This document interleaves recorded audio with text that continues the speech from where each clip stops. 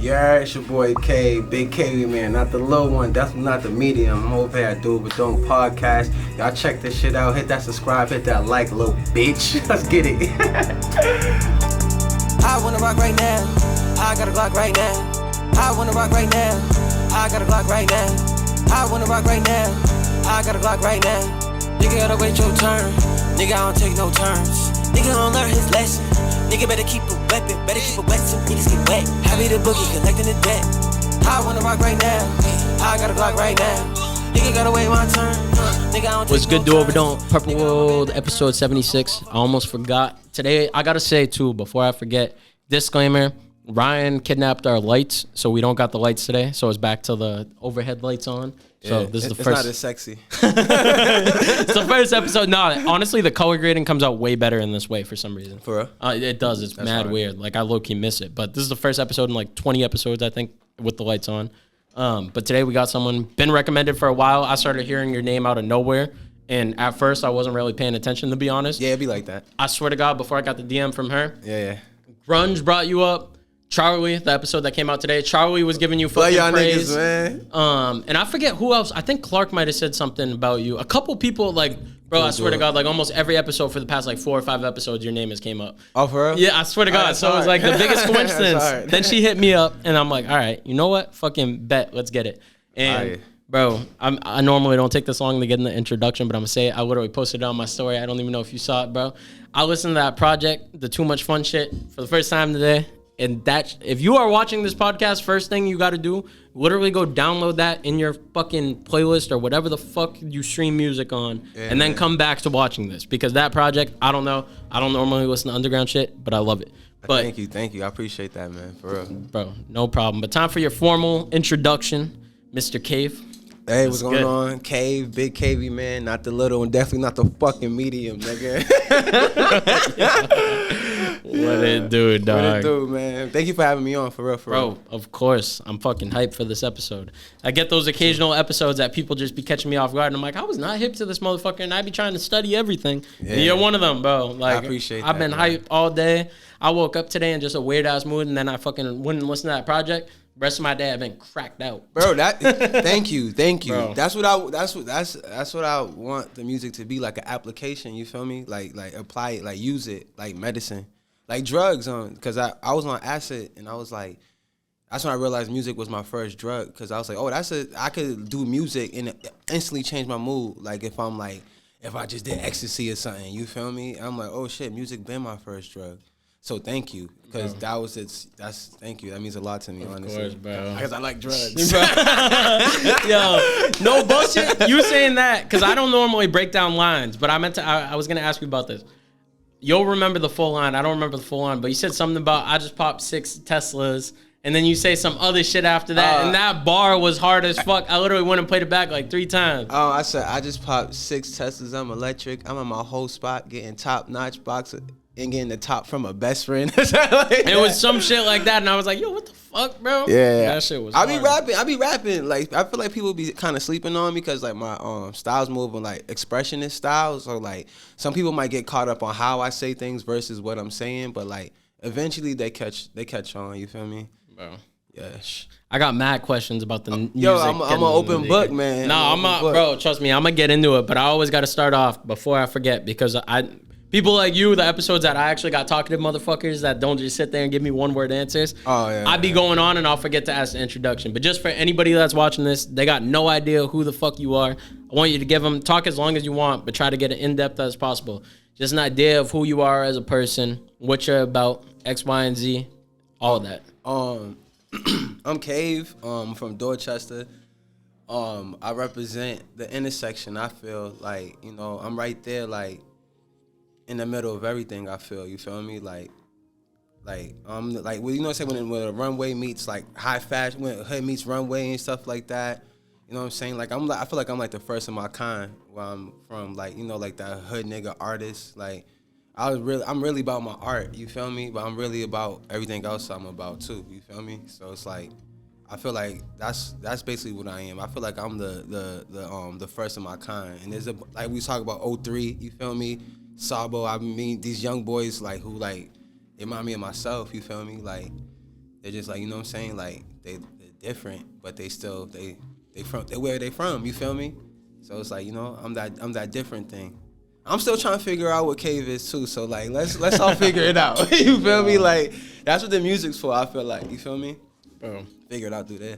It's a breath of fresh air. Cause like, bro, thank you. From everything I saw, obviously I've heard some of your other stuff, and I know you're not just straight upbeat like giggity all the time. Yeah. But from the appearance you have and what you post on social media and stuff, I knew that you were just a super creative. Like, I'm gonna get in I know you be making clothes, you be doing a whole bunch of different shit from what I saw. She was telling me you produce your whole project. So I want 75% of it. Bro, 75%. Yeah. I want to tap into all of that later on. But just from your appearance, I could just tell that you were a fucking multifaceted creative. But then hearing this project, I'm like, yo, if I were to just see a picture of you and think that would be the project you would make, I would not expect it at all, bro. No disrespectful shit or anything, but I was like, yo, I'm like, what the fuck? Like, I would have literally pictured like a Yeet dude, like one of the Yeet knockoffs, like mad people, bro. I was like, what the fuck? But one thing, actually, you know what? I'm gonna save the music. Let me get the fucking boring shit. Not boring shit, but the cookie cutter shit out the way before I get into the music and everything. Yeah. But just overall, how you got into music, your early life before you got into music, just to break down a Caev before Caev was Caev, just you as a person type shit. Before I was Caev, I played football. I played football. I was a football player. I played for Southie. I got a scholarship, D1, to UMaine. Damn. Yeah, because that's what I wanted to do. And then I got to college and I started smoking. I was like, I don't want to do this shit. I remember one day waking up for 5 a.m. practice. I was like, man, I want to do this shit for the rest of my life. Maybe make the practice squad. Then work up from there. I'm like, nah, I'm about to quit this shit, nigga. I'm like, I don't love this shit no more. That's what I had to realize. Like, my heart wasn't in it, so I dropped out and I got lost. I started selling drugs. I got into like the street shit. Like, cause before that I was just an athlete. You know, I jumped off the porch kind of late, but I think it was perfect timing. You feel me? Cause like I learned what I had to learn at every phase of my life. You feel me? So I did that, and then like somehow I got into art. I think I went spray painting one night. I remember I got laughed at in high school for going spray painting. My niggas was like, "What? You snuck out your house at 3 o'clock in the morning, go spray painting?" Like, I was like, "Nigga, you gay?" I was like, I like art. Yeah, bro. That's how it kind of just went from there. I was taking pictures of like Stizz and like Christmas and stuff. And then like one day I just was like, I see my man's making beats, and I was like, I want to make beats. I was like, yo, maybe try this. He was like, yo, bro, like I fuck with you, but like this is my thing right here. You feel me? So I was like, I guess I'm gonna go try and make some beats then. And then like I got into that, and I was like, man, ain't no one rapping on these beats. Let me rap on these beats. And that's literally just how it happened, bro? Yeah, that's how it started. It was just like, let me just rap on these beats. And I just be having creative itches, cause like, I don't know, you know, I gotta express myself, you know. I feel like that's what I did with football too. When I used to hit niggas, I used to want them to die. Like, I used to want them to die, and I would want their mother to die from seeing them dying on the field. Like, yeah, bitch. Like, so I just wanted to express myself all the time. You feel me? So I think that's just mainly how I got into it. Bro, yeah. That's crazy that you were just like a D1 athlete, and you're just like, fuck this shit, bro. Yeah. Like, mind over matter, bro. Like, people would look at me now and I believe, like, right now I'm like 169 pounds.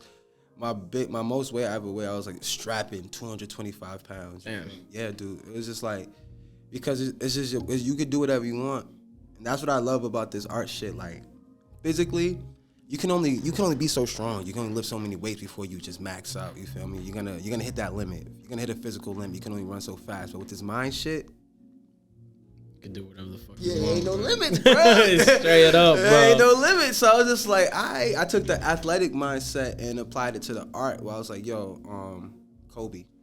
You feel me? Like, that's all I do is art. All I do is like, good thing I got people like, you know, Z in my corner and stuff like that, because like I'm just so into the art that sometimes I would forget about the business of stuff. You feel me? Like this probably wouldn't even happen without her. You feel me?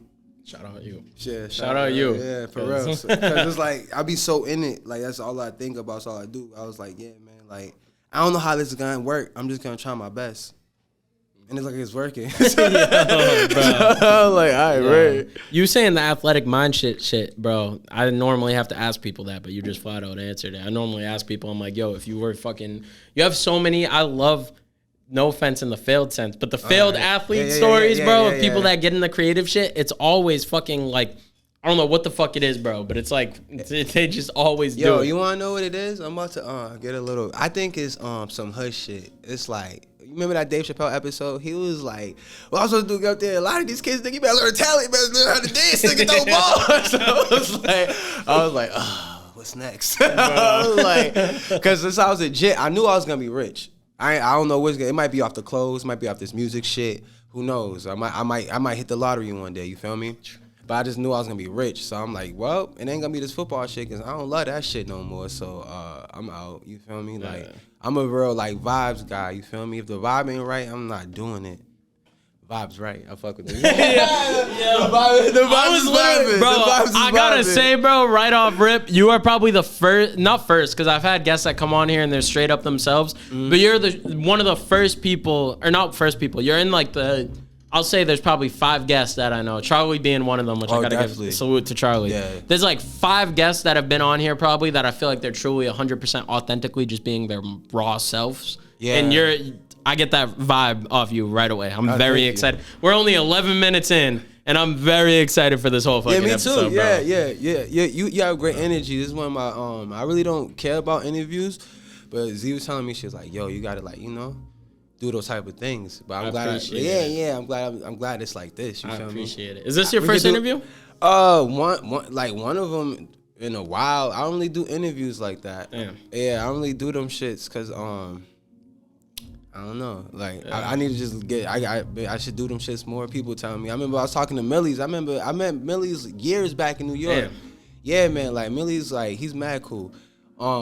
We like got up. We had a little back and forth on Twitter one time. Damn. Yeah. And then it's bad. Oh, shout out Millyz. I love you, dog. Fucking. Then we seen each other at this art gallery, and then he was asking me about that shit. I was like, man, that's just like, man. I was just like, we're just talking, bro. Like my bad. You know what I'm saying? And then long story short, we chopping it up the whole night. We talking like real nigga shit. And he's like, yo, you should do interviews. I'm like, I don't like interviews. He's like, bro, trust me, do interviews. I'm like, all right. And, you know, fast forward a couple years later, I'm doing interviews. So, bro, shout out to Millyz, you feel me? Yeah.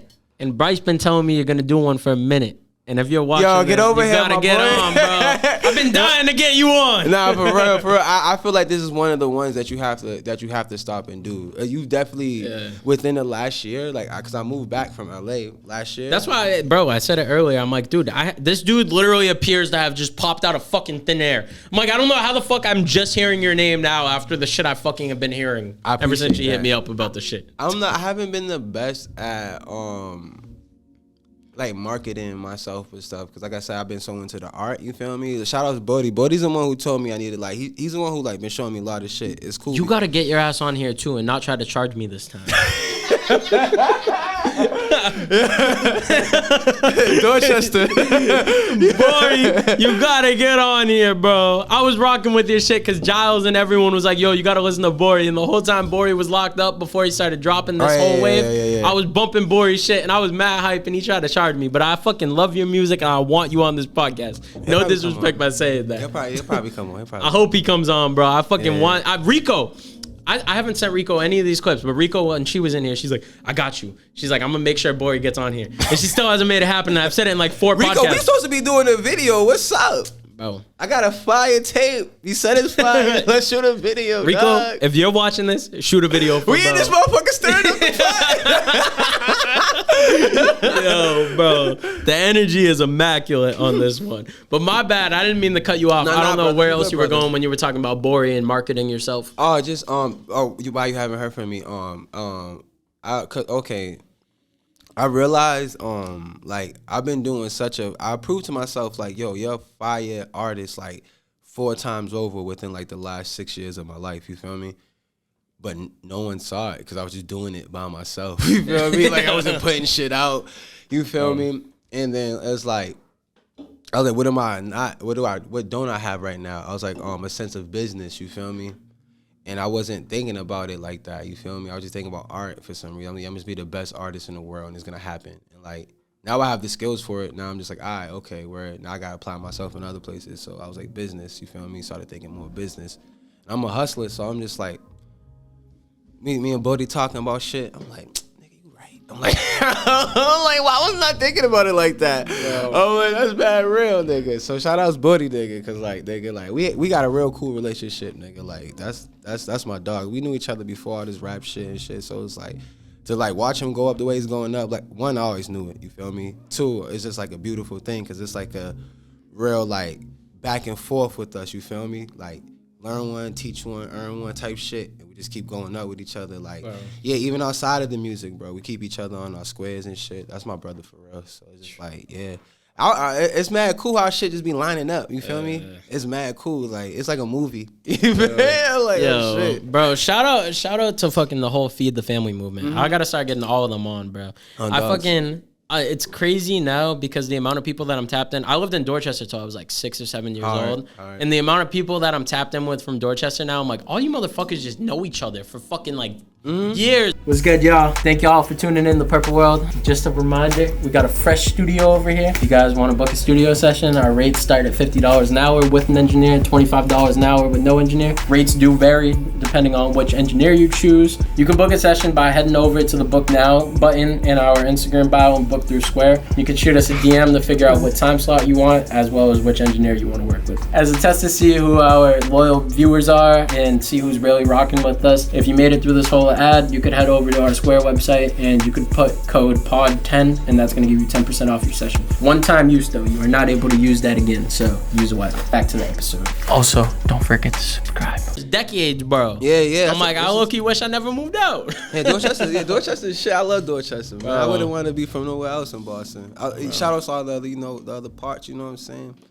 I'm a dirty Dorchester nigga for life. You feel me? Like, I got that shit on my stomach. I remember I was living in Cali and I had my ex at the time. She had got my name tatted on her neck. And then she thought I was about to go get her name tatted. I got Dorchester tatted on my stomach. I brought it with me too. I got Dorchester on my stomach, like you know what it is. Did she get that shit covered up? I don't know, maybe by now. She probably did. I don't know. Oh. She probably did, honestly. I don't know. Yo, whoever my future wife or anybody fucking watching this shit, I ain't getting nobody's name tatted unless I've been with you for like 20 goddamn years, bro. Oh yeah, that's a real one. Yeah, think twice about that. Shout out to her for that shit, but Jesus Christ. Yeah. The fact you started off with my ex-girlfriend got her name tatted on my neck. Wild. Or my name tatted on her neck. I'm like, yo, what the fuck? Bro, and you go and get a Dorchester tat. I love Dorchester. Bro. But backtracking a little bit, you're one of the backwards creatives. You're one of the motherfuckers that you tried the other shit, or not even tried the other shit, because like you said, you were in it purely for the art. But you did all the other shit, and the music came last. Yeah, pretty much. Yeah. I was just the music deadass came last. Yeah, like I tried everything before that. Like I was photography. I even know how to do videos. Like when you talk about videos earlier, I chopped up like a lot of the latest videos. I chopped up like myself. Damn, bro. Yeah, you Final Cut or Premiere? I use Premiere. Premiere. Yeah, bro. Yeah. I always be saying, move a little closer to the mic too, by the way. Oh yeah, sorry about that. You good. But I always be saying to people, bro, I haven't used Final Cut personally, but I've been using Premiere for like 3-4 years now, and it's just it's elite, bro. All you motherfuckers talking shit saying Final Cut's better. Suck a dick. Yo, Final Cut does do some cool shit though. No, it does. It does look cool, but Premiere, the capabilities, you got Photoshop and shit with it, depending on what plan you got. You got After Effects, all that shit. I don't even use After Effects, but Premiere, from what I can tell, Premiere got everything you need. It really does. It really does. Except for the fact that it don't come from the App Store. That's the only part about Final Cut, bro. But that shit's expensive as fuck. You can't even steal that shit no more either. Yeah, bro. Yeah. Like, I don't trust. Ever since Virtue, you know Virtue, videographer. Nah. Oh, he's a videographer. Ever since he told me, bro, he downloaded the crack shit and literally all his credit card information, everything, emails, everything fucking hacked from that shit. I was like, yeah, I'm never cracking something again, bro. That's crazy. Yeah, I will never. I didn't know things like that could happen. Bro, it's crazy. He got his credit card information, all of his Amazon account, Instagram, like everything that you could possibly think of that he got through his email, everything got hacked. From downloading the fucking plugin. And he did it on his like main laptop. Like, yeah, he's bro. wildin'. He did it on that shit. Yeah, bro. I'll fucking be scared of that shit now. Yeah, but yeah. backtracking a little bit, fucking, because you said you got into spray painting first, and then you got into the beats. What else was there in between from the music? Because I'm assuming that spray painting, there was probably some sketching going on. There was probably a bunch of random shit. Yeah, I was drawing, spray painting, videography, getting into like short films and stuff like that. I used to make short films with my guy Mushin. Mushin was a guy who basically taught me like all the like basically art. Like he's the one who like taught me art. Like he was my first like teacher. He like lived up the street from me, and he used to have this like Jackson 5 afro. I used to see him all the time on the train. Like, yo, this nigga's weirdo, bro. Like years, and then like I got into the art shit, and I'm like, damn, this nigga's my best friend. Oh shit, that's crazy. Bro had to drop the Jackson 5 fucking afro. No, you still That's had a it. description. You still had. Oh, I can vision it. You saying it, you got bro. that perfect because I could literally see bro, it. He had like a perfectly round Jackson 5 afro, and he used to be on the train all the time. Like, yo, this nigga is weird. But then I got to know him. I was like, oh, this nigga's eclectic. I was like, oh, that's what it is. Yeah, bro, he taught me everything. Shout out to Mushin, you feel me? Like, he taught me everything. Like, the Premiere shit, the beat shit, like, how to think about art, you feel me? Like, because I was a meathead before this, you feel me? Like, I was just like a jock. Like, I always knew I had depth, but I never, like, expressed it at all. yeah, or like cared to explore it, like past like emotional relationships with women and shit like that. That's only as far as it went, you know, the depth. I would get real deep with women sometimes and shit like that, but other than that, I wasn't really thinking like that. You were in NPC mode. Yeah, I was just fighting, fucking, and playing football. That's all I was doing, nigga. I was fighting and fucking and football. That's it. You were neglecting the fucking dope side of yourself. Yeah, that's it. I was sometimes, and I would get fresh. That's really it. But that's it. I wasn't like, I wasn't thinking about shit. And then I started doing drugs, and I was like, oh shit.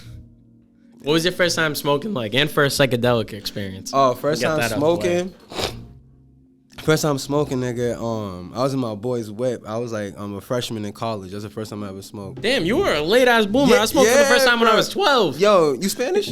Nah, bro, I'm a mutt. I'm mostly Cape Verdean. Oh, I got some Lebanese in me. I got some Honduranian in me, so that's the Spanish side. Okay. I got mad different shit, bro. Yeah, I always be the foreigners who be like smoking mad early. I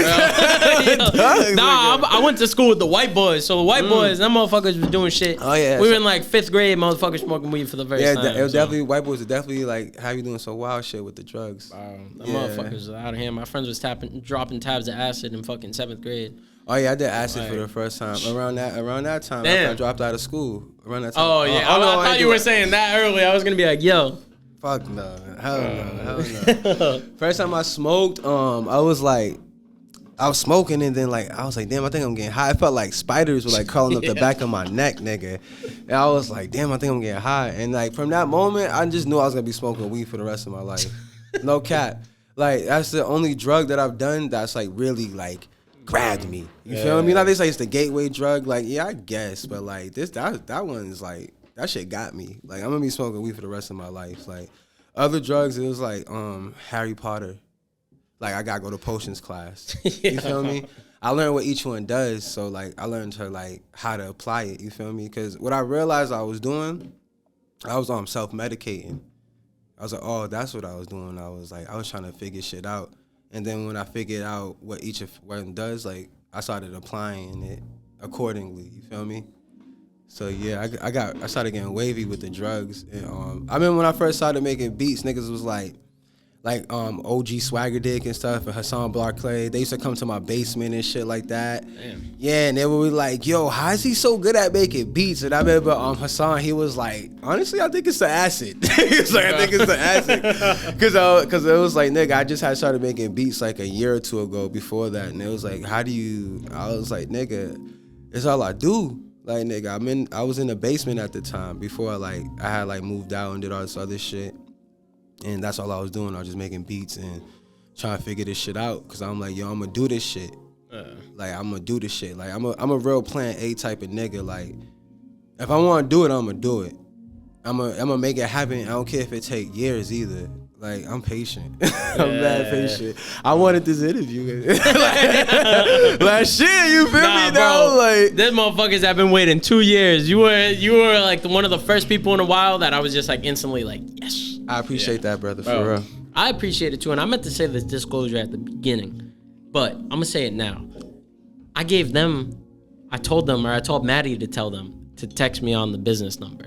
If you're a random motherfucker that is in my fucking DMs, do not call the studio number that is 4 studio sessions to book a fucking interview with me. Unless I talk to you prior, if you're a random ass motherfucker, that is the easiest way for you to not get on this platform. Unless you got some really crazy shit that's gonna blow me away, all y'all motherfuckers doing that shit, stop. Like somebody literally. Yeah, I didn't do that. I was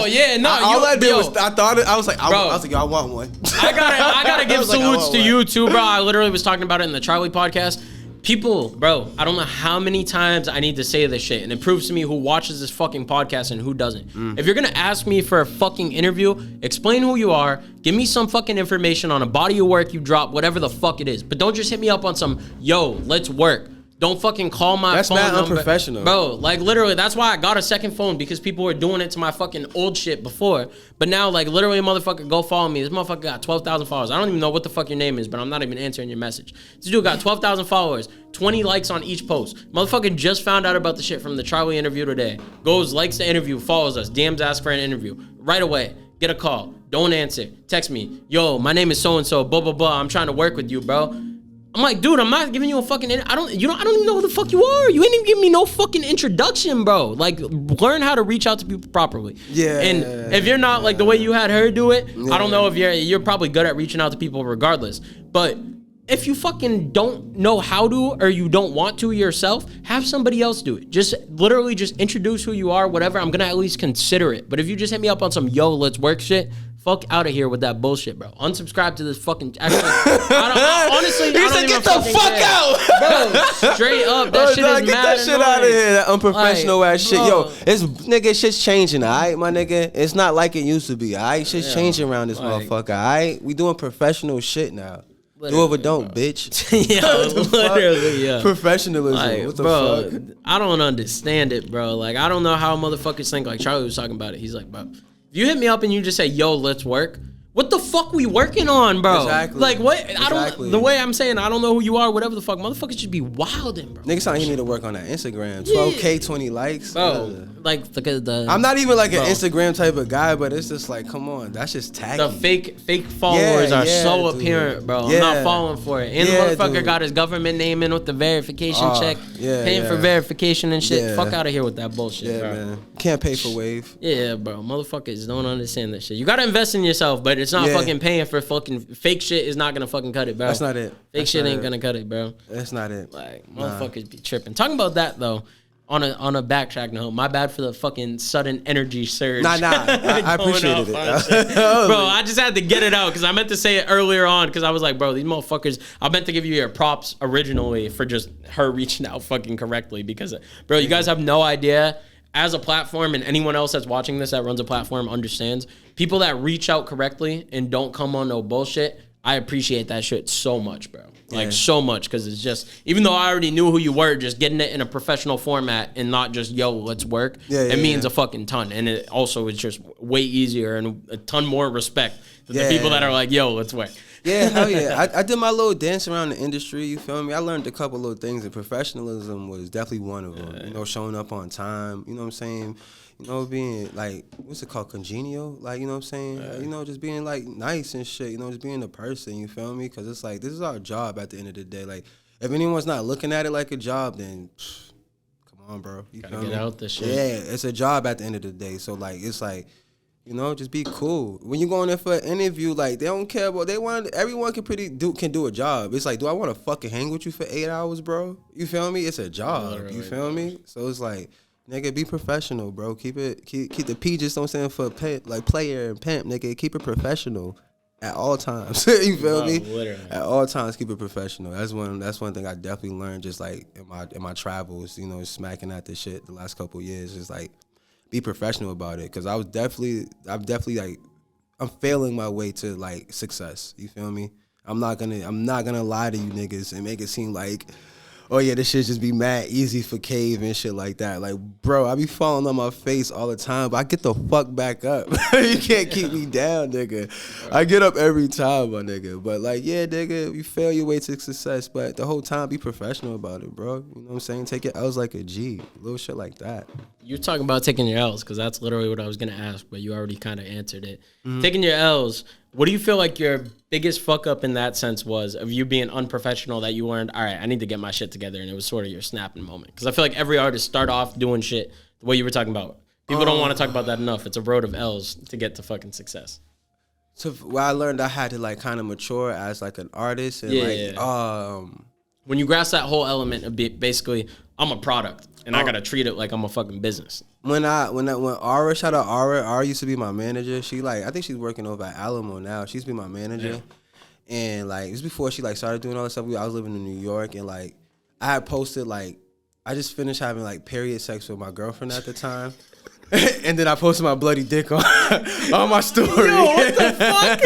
What the fuck kind of shit? And she called me like, Caev, I got people calling me. You're putting your bloody fucking dick on Instagram.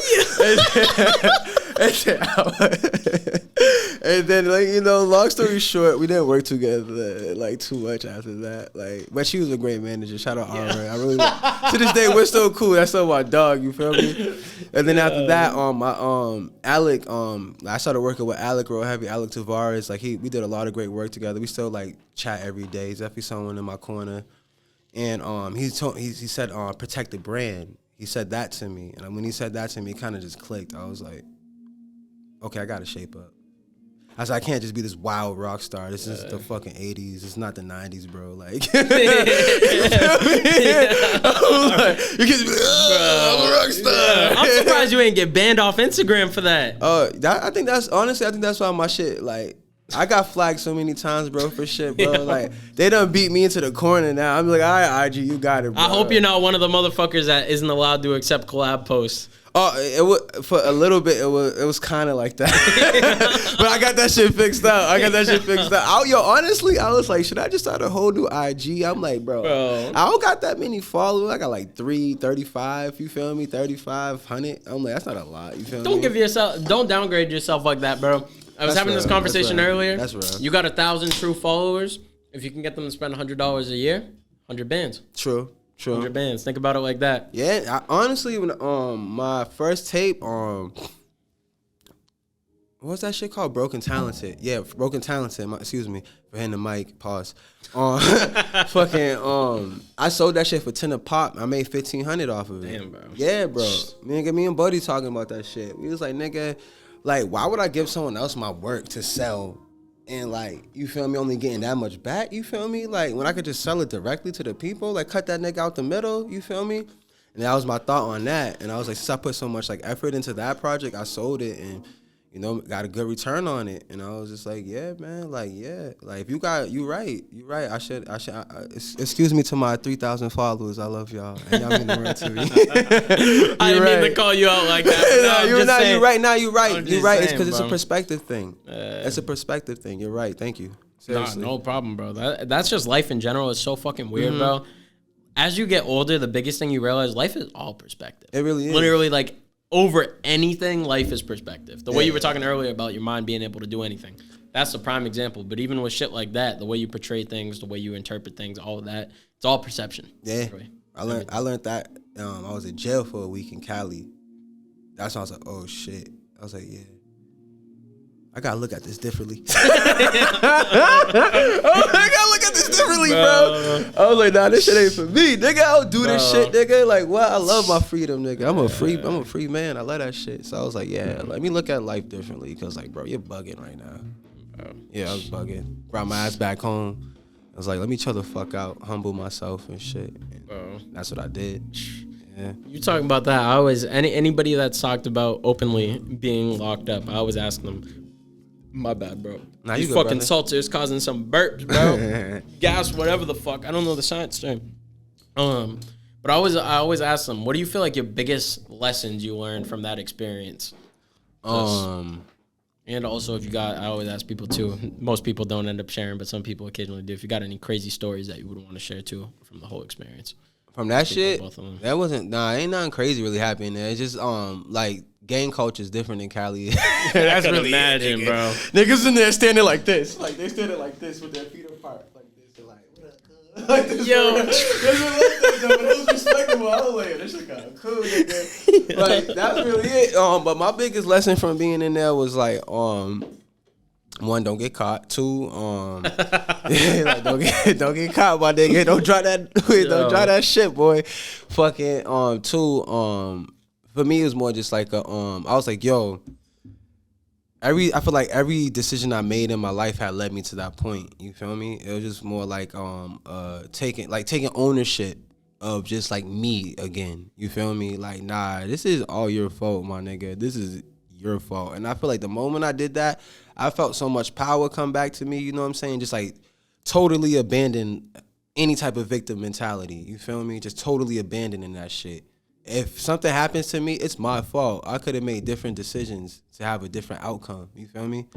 So I think that was the biggest thing I got from that week in jail, because I don't do that shit, you feel me? I don't get caught.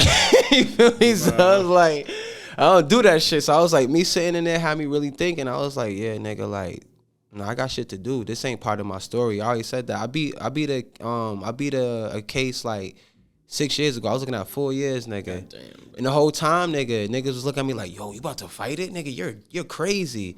Like, even both of them, it was like, nigga, you're crazy. And then it was like, and I beat that shit. Niggas was like, I was like, yeah, niggas. The whole time I was saying, I was like, nigga, that's not part of my story. Prison is not part of my story. I kept saying that shit. It's not part of my story. No, that's not part of my story. If it go down like that, it go down like that. You feel me? That's a whole other shit. I'm not even here for that. You feel me? But it's more, I just feel like more just like speaking power into your life is important. You feel me? Like with your words. I think that's another thing I really took into account was how I speak about myself. You feel me? That's why I thanked you earlier for like talking about like my follow count like that, because you're right. You know, speaking power into your existence is very important. I learned that from jail. Like, nigga, speak power. Like, just only speak positive shit into your life from now on. Yeah, that's the biggest thing I learned from that shit. No cap. Bro, salute to you, bro, because nowadays, especially most people in this shit, they like to fucking glorify all that shit. They try to, like, make it seem like it's cool to a fucking extent, all of this shit. And you just straight up being like, bro, fuck this shit. Like, I don't want this shit, bro. Only thing cool about that shit is money and being down for your niggas. You feel me? Like, being down for your niggas is cool. You feel me? But even then, if you got real niggas on your side, they'll tell you like, nigga, don't do too much. You feel me? Like, and get money. If you gonna be outside, get money. All that beef shit is whack, nigga. There ain't no money in beef, nigga. Bullets cost money, stupid. You feel me? Like, what? This shit ain't cheap, nigga. You feel me? So it's like, get your money. You feel me? And just be down for your niggas. That's really it. That's all I see. You feel me? Like, let's get this money, nigga, and what we doing? Salute to you. Real hustler mindset. Yeah, you feel me? Any actual hustler don't want beef with nobody. Oh, yeah, I want no beef. I'm chilling, They're trying to stay out the way. Like, I don't give a fuck. I might hate you as a person, but if we can make a fucking bag, we're gonna make it work. See? Like, you get it. That's why I learned to LA. I was like, bro, I don't have to like this person to work with them. If we can make $1 together, you feel me? I wrote a couple hooks out in LA, and I fucking hated their manager. I hated the nigga in between. Like, I hated that motherfucker in between. But we made good bread together, you feel me? Nigga, I was doing other shit on the side, nigga. It's couple, you know what I'm saying? Out in LA, making little things happen. I'm like, I don't like this nigga. I don't trust this nigga.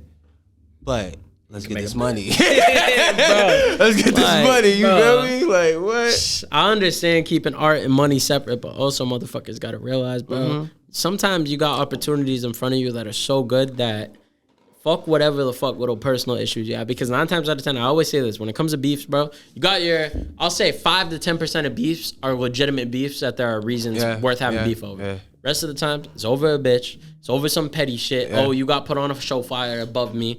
Oh, you did this, X, Y, and Z. It's always petty shit, bro. Yes, and mostly ego. Literally, it's ego and petty shit. And if motherfuckers just could get over it for 5 fucking minutes, or not 5 minutes, an hour, 2 hours, make a song together, take another hour, shoot a video. That's 3 hours of your life, bro. There's 24 hours in a fucking day. If you could just put your pride to the side for a second, be like, we can make a bag, get over it, get through it. Oh yeah. And also 9 times out of 10, I feel like whenever you do it, like bro, I said it blatantly on the Charlie shit. Charlie called me out. Charlie thought I was white. Charlie was talking mad shit.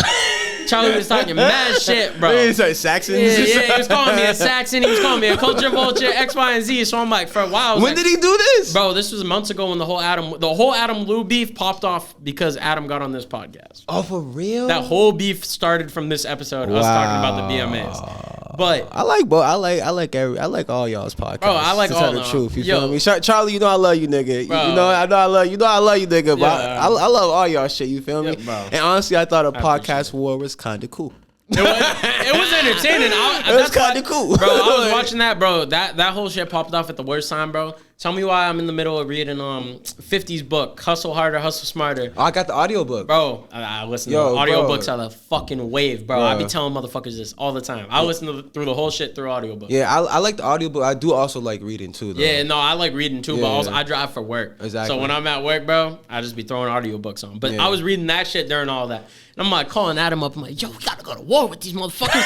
I'm like, 50 saying beef is the ultimate marketing strategy, motherfucker. But then I sit there, I'm like, let me pipe down real quick. And I'm like, I've always wanted my platform to just be a positive thing. It is, but it's not. In Boston, beef is not. It isn't, bro. Yeah, in Boston, that's not a. Yeah. If you're on a fucking global level, beef is a good marketing strategy. Yeah. Over here, it's the way I was talking about. You're capping yourself from mad opportunities, bro. Yeah. You're literally just, there's a ceiling up there. You're lowering the ceiling every time you make beef with someone 20 to 40%. No cap. Depending on who it is. Because No if you fucking make beef with the wrong person, you make beef with somebody that's tapped in with everyone. And now you got nobody fucking with you and you're by yourself. I done seen it. I seen it too. I done seen motherfuckers get blacklisted, all that shit, nigga. Literally, bro, and it's crazy. Nigga, it happens. It happens. Don't fool yourself and don't think it happens, nigga. It happens. So be cool. Be cool. Be professional. Keep it pure, my nigga. Bro. That's it. Be cool, nigga. That's it. Him talking about that, I'm gonna give the disclaimer, bro, one more time, and then I'm gonna take a quick piss break after this because I don't want to fucking rush anything. Nah, do you? But I'm gonna give the disclaimer real quick. I say this all the time. When you guys, bro, I don't give a fuck unless I'm literally in the studio with you every day, bro. I don't give a fuck who your ops are. I am a platform. If I interview somebody, don't be pressing me about, oh, you interview yada yada yada. I haven't talked to you for a year, bro. Wow, niggas do shit like that, bro. I talk about all the other platform people, and everybody deals with it. But it's like, bro, the very few minority of you that do respect, bro, is no disconnect, no, I don't fuck with you, no hate, anything. But if I film an interview with your ops 9 times out of 10, bro, I don't even know. Or if I do know, it's from a business angle. I don't fuck with anybody more personally. I just be fucking trying to do it on the business shit. And the people that I fuck with personally, I'm not interviewing your ops knowingly. So if I do that shit by accident, no need to press me because I had no fucking idea about it. Nigga, sound like your ops is making better music, nigga. In the studio, nigga. What the fuck? Like, what, Bro, nigga? I don't even know, bro. Like, sound like your ops making better music, nigga. Bro. Shh, I'm gonna go take this piss break, though. We're gonna cue the SpongeBob meme and be right back in this bitch. A few moments later. Yo, hold on. All right, we're opening back up with that. We're opening back up with that so you can tell the story. Giving your shit. How the fuck Caev is your name? Earlier you introduced yourself. You were like, I'm like a caveman. Like, because in high school, I had move a little closer to my bad. Oh, I got you, brother. I had a beard since I was like 16. I truly believe it because I started eating pussy when I was 12. I swear to God. That's what. Cause like you're going on all 3, right? Yeah. Yo. I truly believe there's no cap, and that's what everyone's calling me caveman because I literally had a full beard since I was like 16 years old. You feel me? It's crazy. I feel like I look younger now than I did when I first started having a beard, nigga. It was bad funny, nigga. Like, I used to have like a huge beard. That's why niggas just called me caveman after that. Before, and then I started rapping, I used to go by the same OD on some like super nerdy artistic shit. Cause fucking Bosky, when he would tag, his name was Samo, and Samo just meant same old shit. Yeah, and I was like, oh, I'm just the same OD. Like, my name's Derek. So, I was like, I'm the same OD. You feel me? Like, and I was rapping all my, like, hip-hop, lyrical, miracle, spiritual shit because, like, I was, like, a big Kanye fan growing up. Like, I'm still, like, a huge Kanye fan, like, of his older bodies. My bad, I'm checking my phone right now. Nah, Keep talking, I'm listening. And, yeah, that's how that started. And then Caev, nigga, was like, why don't you just go by Caev, nigga? Everyone calls you Caev. Like, people were calling me Samo, too, and shit like that. Like, but then it was like, nigga was like, yo, but a lot of people just always knew me as Caev. So I was like, yeah, let's go by Caev. And then at first it was Cave, And then Alec, shout out to Alec, he was like, yo, it's gonna take a long time to beat that on Google. Caev. Yeah, so he was like, I was like, yeah, you're right. But we type in Caev, you get a bunch of spelunking ads and shit like that. So I switched the V and the E around, and I Googled that, and there was a goat killing disease. I was like, oh. I said, that's hard. Yeah, I was like, it's a goat killing. Yeah, it was like destiny. That's why I was like, cause I'm like, yo, that's what I'm gonna do. I'm like, I'm gonna kill everything, nigga. Like, I'm gonna kill everything. I flipped this Frank Ocean, that human beings some mob. I haven't listened to Frank Ocean in a minute, but I think. But you know the who don't believe it tears on the mausoleum floor. With I think it was on Watch the Throne. Yeah. Human being No Church in the Wild. Yeah, No Church in the Wild. I flipped Yeah. that part of the song the other day in the song for my album. And that's, you got another album coming out? Yeah, Cars Go Fast. All that other shit is like nothing sounds like Cars Go Fast. You feel me? All that shit I'm doing right now is like just having fun and just for the sense of just like flooding the market because I have a lot of work. You feel me? I gotta get this work off. Yeah. You know what I mean? Like I said, me and Bodie talk about. She's like, nigga, you sitting on like what? How many songs? Like 600 songs? Like nigga, all that's work, nigga. So you would just sit on your work like that? I'm like, I would never sit on work like that. I was trying to get that work. I started selling it, nigga. I got a bad pack from Cali one time, nigga. What? I'm selling zips. Whole zips for like $70, nigga. Because I'm not staying with that work. You feel me? So it's like, why am I doing that with my other work? You feel me? So I got work. So I'm like, let me just get this work off. But fucking Cars Go Fast is like, that's the cocaine. You feel me? All this other shit has been fucking. That's weed. I've been getting weed off. Like Cars Go Fast is cocaine. Like that's the rich man's drug. That's the taste. You doing cocaine with VIPs and executives. You feel me? Like that's who I was doing cocaine with. You feel me? Like so it's like I wasn't doing like you feel me? I was in New York doing like with the models and stuff doing cocaine. I'm like, oh, so rich people do this. Next thing you know, I'm in LA, $17 million mansions doing cocaine. You feel me? Those are the people who are doing cocaine. The LA cokeheads be out of hand, bro. Yeah, oh yeah. They LA be cokeheads are different. Bro, they be out of hand. Yeah, they're different. They're shit, different. Bro. Like I could tell you a weird story about with a cokehead in Yeah, LA. tell it. Okay, let's tell it. Yeah. So it was like Thanksgiving, right? And I'm at J&P's house. Like he was my manager at the time. Oh, J&P? Yeah, that's my videographer. J&P? Yeah, that's my dog. You gotta help connect me because he shot my favorite. The Riot X music video is my favorite video of all time, and he directed that shit. You hear that? You hear that, bro? I had no idea that bro was from Mass until I believe the Noble episode. Yeah, he's from Mass, bro. Yeah, bro. Born and raised, bro. I want to get him on one so bad, bro. He swears he doesn't have like fans in Boston. I'm like, bro. I'm trying to tell him he's a legend. Yo, bro. I want you to remember your LA Coke story. Oh yeah, but bro, I gotta say it for the record. I was a fan of your shit for years. I did not know you were fucking from Mass until this year, and you were my favorite fucking director, bro. Me watching all your videos that you drop and shit ever since that fucking X video, bro. Yeah, bro. Ever since that shit, bro. Yeah, bro. So I'm at this. Shout out J&P. I'm at J&P's house for Thanksgiving. I'm in LA, and then he has one of his homies come over, right? Is this tall Brazilian guy, nigga, mad cool. He's like, yo, Caev, man, I love your shit, man. I love your shit, man. We gotta do something, man. We gotta, you like cocaine? I'm like, yeah, I like to do a little coke, man. Yeah. He said, yeah, man, come to my house, play guitar, man. do some cocaine. I'm like, yeah, sounds cool. She's like, and then we're just chilling. He's like, yo, you wanna do cocaine now? I'm like, yeah, nigga, let's do some cocaine. He's like, all right, we gotta go get it from my house. He's like, can you call Lyft? I'm like, he said, I just got banned from the Lyft. That should have been my first fucking. That should have been my first. So I'm like, nigga. I'm like, yeah, I'll call it. But nigga, I got banned from Lyft too. So I go with the Shortie. I was like, yo, you trying to call this Lyft? We gonna go pick up some coke with this nigga. She's like, yeah, sure, I'll call it. So we called a Lyft. We in there and he's just talking. He's like, yeah. Then he mentioned something about a bathtub. I ain't never really like paid attention. Oh. So we driving through the hills, you feel me? And then we pull up to this big ass mansion, bro. Big mansion in the cut, nigga. Like the pool's lit, the pool warms up, does all this other shit.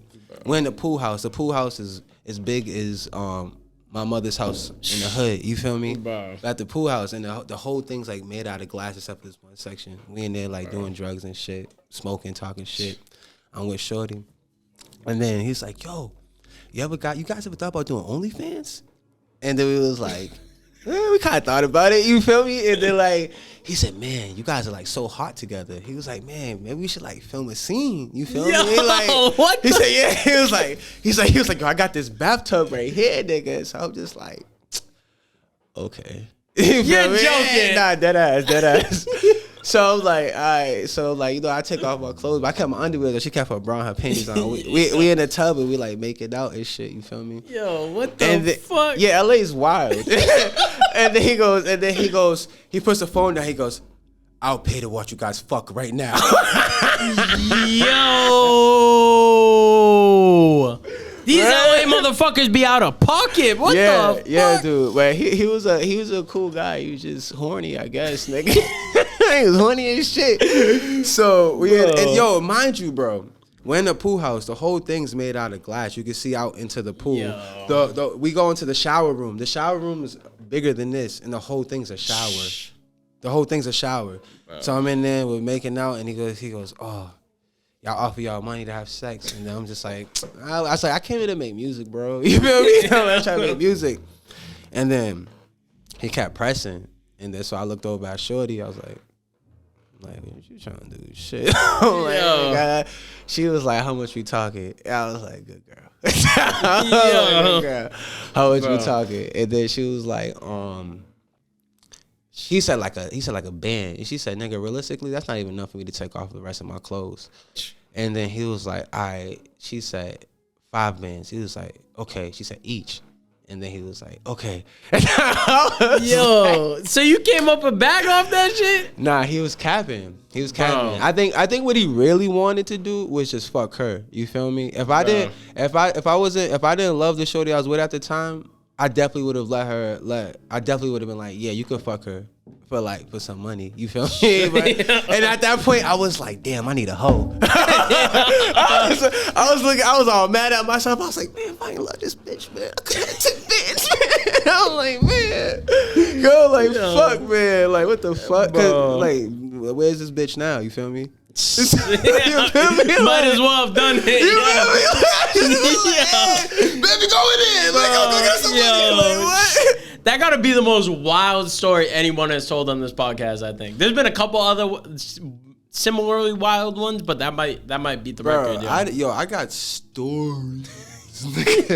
Yo, I tweeted the other day. I was like, facts are so powerful. Like, you feel me? Like, there's like, I'm a real you know how I say like in the creative world, especially like in Boston and like in these circles, like everyone's kind of treated me like their favorite side bitch. You feel me? I swear to God, they treated me like that. They're like, "Yo," but being like that, you get around a lot of shit. Like people might not like put you on Front Street all the time, but they're like, "Yo, I fuck with Caev. Caev's mad cool. Like Caev, like yo, hanging with Caev's cool. Like, you know, we gonna get lit. We gonna do this. We gonna do that. He knows where to go. Like Caev's mad cool. You feel me? So it's like, I know I've been around a lot of shit, like because of that. You feel me? Because just for being a cool nigga. You feel me? Like, I think people like me for myself more than they liked me for my music for a long time. You feel me? I feel like I just have started like skill wise getting like where I want to be probably like within the last like 3 years. You feel me? Like that's where I want to be. People have been telling me like, you could do this, you could do that, but for me, skill wise, I feel like I just got there like 3 years ago.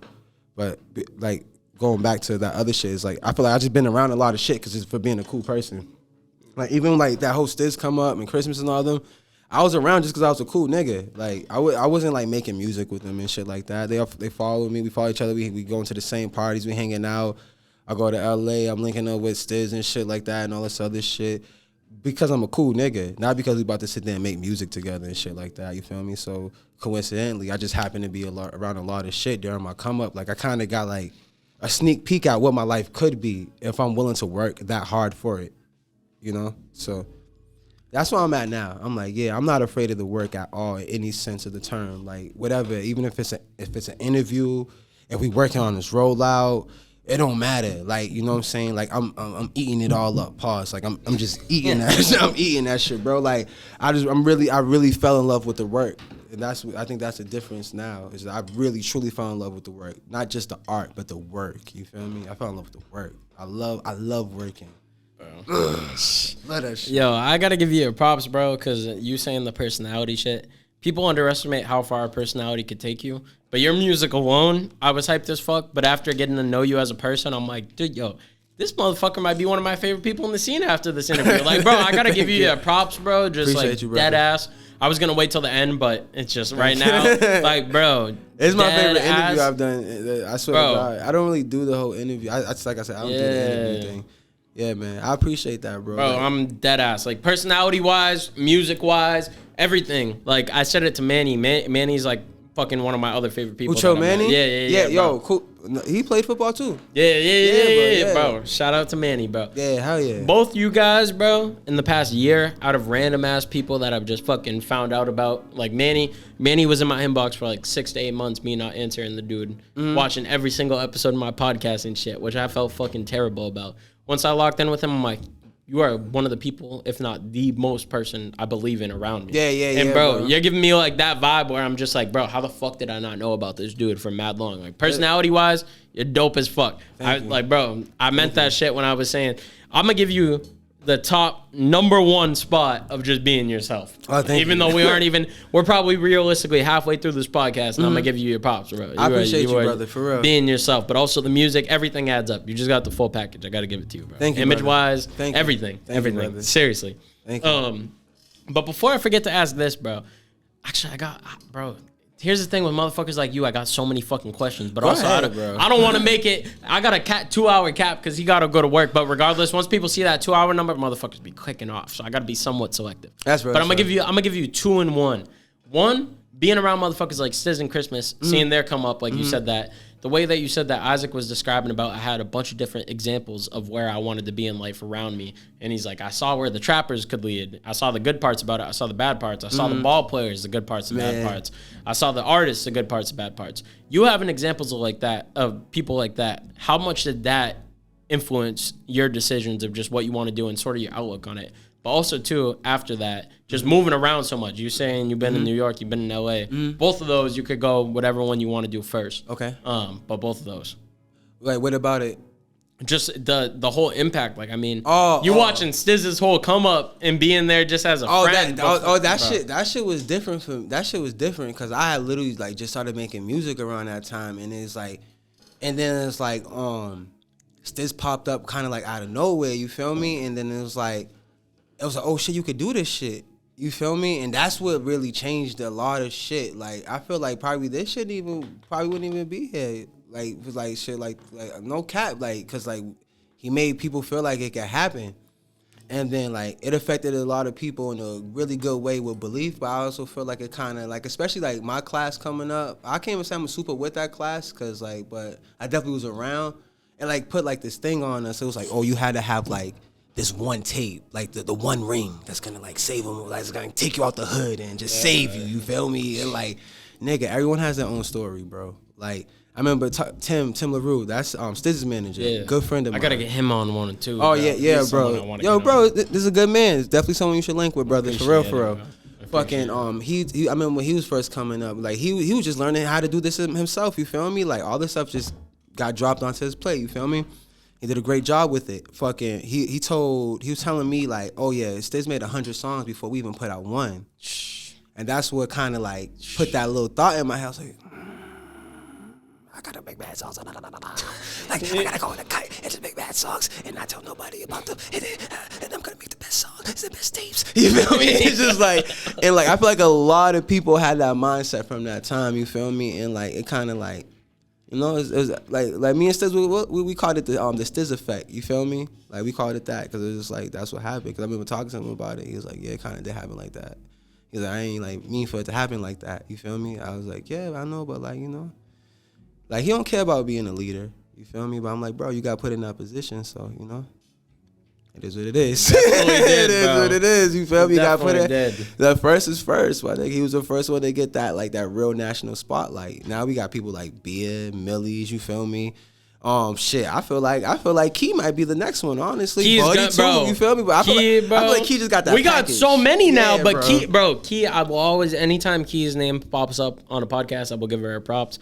Yeah, She, out of how I'm saying, there's multiple people that shocked me, bro. Seeing just her growth throughout the year and watching her perform for the first time that was bro, impressive. Like the growth and the performing, like no cap. Dude, like it's crazy. I think it's been over a year now, or almost, because it was last September, I believe, was the first time I ever saw her perform. Yeah, and I was like, "Who the fuck is she?" When I first came home, I saw her perform at some shit. Was it the VB shit? Nah, it was just some off the cut shit. That's why I fucked with her too. I was like, she'll perform wherever. Like she'll go there and rock out. Yeah. You feel me? It was just some shit over. I think it was in Grove Hall. You feel me? Damn. I think Rob was throwing the show. Might have been Rob. Damn. Shout out Rob from Putting Works TV. Shout out Rob. Rob's bro. a real nigga. Rob, I gotta get you on here. That's too. my guy. That nigga, he's a genius, bro. Yeah. He's a genius. Fucking but I seen her perform. I was just like, she got me excited. I'm like, damn. I'm like, whoa. I'm like, I want to go next. I want to go after her. You feel me? And then we got to go in the chamber. You feel me? That shit was lit. You feel me? That shit was hard. And I'm just like, that shit was mad cool to me. You feel me? Because I'm like Goku. You feel me? If I see someone strong, it's like, nigga, I want to go with you. You feel me? I'm like, let's see what we can do together. You feel me? And that's the sports mentality in me. I'm just like, she got me excited seeing her perform. I was like, oh shit, Shorty's a rock star. I was like, that's hard. I was like, that's dope. Cause there wasn't shit like that coming up when I was like coming up in Boston. Like, you know, everyone was like super cool. You know, and I was kind of the only nigga who was like that in grunge. Me and grunge were kind of the only niggas who was Shout just out like, grunge, bro. Yeah, grunge. That's my brother. Man. I love grunge, man. Shout out grunge, that's my nigga. Did you watch this episode at all? Yeah, bro. He told me he shouted me. He told me he shouted me out in this and like who I think someone else told me he shouted me out too. I was like, all right, let me Charlie watch it did. too. I forget who else did, bro. I'm telling you, when I say 4 to 5 people in the past couple episodes I've done, like Matt. Bro, it's just a universe working in weird ways. Everyone has been recommending you. Everyone's been like, yo, you got to tap in with Caev. You ever heard about Caev? I really believe in divine timing. Bro, Everything's I do just too, time. bro. Yeah, man. I do too. Oh, To be honest, like, bro, like, if I had, like, went through with any of the deals that were on my table when they were, I would have fucked it up. No cap. I just wasn't ready for it. I wasn't ready for those deals, you feel me? As a person. As an artist, yeah, I've been ready, you feel me? But, like, as a person, I wasn't ready for those deals. I would have fucked it up. I just know I would have fucked it up the person I was. So, divine timing, brother, you feel me? That's a real thing, you feel me? I really believe in God, so it's like, you know? It's in God's hands, divine timing, God's hand. Even showing up at the right time, right place, they call it God's hand, you feel me? So, it's just like, you know, I feel like I got God's hand with me. That's another big thing. I fully gave my soul to fucking the Lord. I gave my soul to God when I was in jail, nigga. I told him too. I never said no words like that. I said, all right, man, I'll give you my soul. I was like, yo, I'll come fight for you. I dead ass said that when I was in jail. I was on my knees. I was praying because I was like, yo, this can't be it for me. I don't want to go to jail for years in Cali, nigga. This ain't it. I was praying. I get off, nigga. And you know, shit worked out for me. But I gave my soul to the Lord, nigga, you feel me? I know who I fight for, you feel me? And, like, I'm just like, word, you know? God, I feel like I just got God's hand with me now, you feel me? Because, like, I really, like, you know, I hit my knees and, you know what I'm saying? I showed that humility. I don't like the word humble. I had a hard time with being a humble person before all my failures or before they all added up, you know? Like, you look up the definition of humble. Look up the definition of humble, like, right now, bro. And tell me if you agree with that. Tell me if that sounds like that's who you are as a person. Just like and read it to the camera and the thing. Like, I don't want to tell you what to do, but just like I just really want to make a point here. Like, I don't think many people would agree with the word like humble and what the fuck it actually means. You feel me? Having or showing a modest or low estimate of one's own importance. I don't like how that sounds. I honestly don't either. I never looked this up. Yeah. I understand. In my eyes, humble is just not bragging about shit. Exactly. And not feeling entitled and not bragging about shit. That's my definition of humble. But sitting there, I see what you're talking about. But sitting there, I had a hard time with being like this whole idea of like humble and like, you feel me? I'm like, nah, nigga, I gotta. Because if you were to go by the definition, like dictionary shit, that's basically telling yourself, sell yourself short. Yeah, that's what I think. The words are powerful. You feel me? Words are powerful. So I'm like, if I'm speaking this onto myself. But then I was like, yo, I'll be humble in the eyes of the Lord, because who's higher than that? You feel me? So I think it started with that, and then like things started just kind of falling into place, because I was like, yeah, humility, my G, like be humble in the eyes of the Lord. I'm like, you know what he fuck with, he, she, it fuck with, and what it don't fuck with. You feel me? So like, if I'm not being humble to a person, I know God's looking at me being like, I wasn't too humble to you, my nigga. So I'm like, all right, in your eyes, if I'm humble to you, my nigga, then we cool. We don't care what everybody else think, you feel me? But like, I got a real good relationship with God, so it's like, it just made me more of a humble person, because I'm just like, all right, humility. Bro, salute to you for that. I don't mean to be like get all preachy and shit. Dude, no, like I got so many questions. I don't believe in religion, but I believe in God. You're gonna be one of the people I've refused to get people on twice as of now, because I'm just like, you know what? I got so many people that are in my inbox that I be finding about, so many people that I want to do personally that haven't answered me yet, or have been waiting on me, like Millyz. I need to get you on one. Yeah, definitely. But you're going to be one of the people that comes on once a year, because I know damn well I'm not getting at least so people have some shit to look forward to, I'm not getting every question out that I want to get out of. Hey, like I say, I got stories for you. I know, you're about to be one of the fucking once a year recreational guests, bro. Yeah, hell yeah. You're about to be one of them. But I don't even, the moving around thing, I mean, I feel like you kind of explained that, so that I don't even know if I necessarily want to, or if you want to touch on it, you could touch on it. I moved to New York at first because, I was fucked up in life. Niggas thought I left because I thought I was too good for shit, because I just started catching buzz around the city. That's something that y'all don't know. So anyone who's saying that about me, I'm gonna tell you the truth about what's happening. I was living in my grandmother's living room, and I fucking felt like killing myself. So I ran away to New York, and y'all niggas fucking thought I was bougie. I was like, nigga, dog, I was living there with my fucking father at that. You feel me? My father, I was living in the living room, in my grandmother's living room, me and my father. You feel me? This nigga looked just like me. It was like a feedback loop. I couldn't do it. Yeah. You know what I'm saying? It was like, I was like looking into a possible future if I don't just go do what I need to do. It was like a feedback loop. It fucked my head up. So I ran away to New York. That's how that happened. Me and Alex started doing work. Long story short, shit started working, you feel me? And then J&P was like, yo, move to LA, you feel me? I can sell you easy out there. Long story short, I'm back home. Let's get it. You feel me? Like, dogs, nigga. So it was like, that it's just been a journey, you feel me? I read probably about almost 10 years ago. It said it takes about 10 years to become an overnight success. I'm like, it's about that time, y'all. It's about that time, nigga. I got no doubt, bro, with everything I've seen, just personality-wise, music-wise, Instagram-wise, even though I hate to fucking say that, I got no doubt. I appreciate you, brother. I appreciate you, brother. I got no doubt. Thank you. Hell yeah. Of course. I'm gonna before I get into more of the questions that I got so many fucking questions in my head, bro. I'm gonna stop Nah, chatting so you much. good? No, bro. I always say this. Chatty right my now. favorite episodes, the ones where I talk the least. Motherfuckers ain't here to see me talk, bro. My last podcast or 2 podcasts ago I asked like 6 or 7 questions throughout the whole time. And I love that shit. Like me sitting here not asking shit, I want you to talk as much as possible. I'm here for you. Motherfuckers watching this here for you. I can give a fuck about myself. So don't cut yourself short at all. Talk as much as you want to talk, bro. I hear that. But before, like, bro, I'm gonna say that too. I have never. This is the first time in a while, at least I'll say, because my memory is kind of foggy because I've just been in fucking back-to-back mode. This is one of the first podcasts in a while that I literally have so many questions. I'm having a hard time even picking what I should fucking ask and what I shouldn't ask. Bro, ask. Like, I'm gonna cap. ask whatever, but I can't even remember them because then I talk to you and I'm like, damn, I got like 5 more fucking questions. Which one do I fucking pick? But I'm gonna ask you, I know which one I want to ask you after this, but your whole experience living in LA. I always say to people, LA is the slipperiest fucking slope. Oh, yeah. You could either meet you can meet the devil. You meet the devil, you could have an absolute downfall and fuck yourself completely, or it could teach you a lot of things about, like Grunge, bro. Grunge was trapped in the house, and Grunge feels like he learned more about himself, and that was kind of his savior being in LA. But I feel like it's like, you moving out there, you're flipping a fucking coin. You are. And it's going to go either way. But I want to know just about your whole experience, what your experiences are, looking at it from that outlook of it being a 50-50 of going each way. Just the trials and tribulations you went through out there, basically, until you coming back here. I want to know all about that.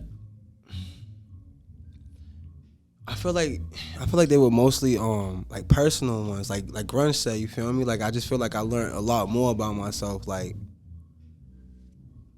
I like, you know what I'm saying? I'm on the other side of the country, so I learned what I'm willing to do to survive, basically. You know what I'm saying? Not no gay shit. Anything besides that, you feel me? But I'm like, nigga, I really learned that part about myself, you feel me? I got into stuff, you feel me?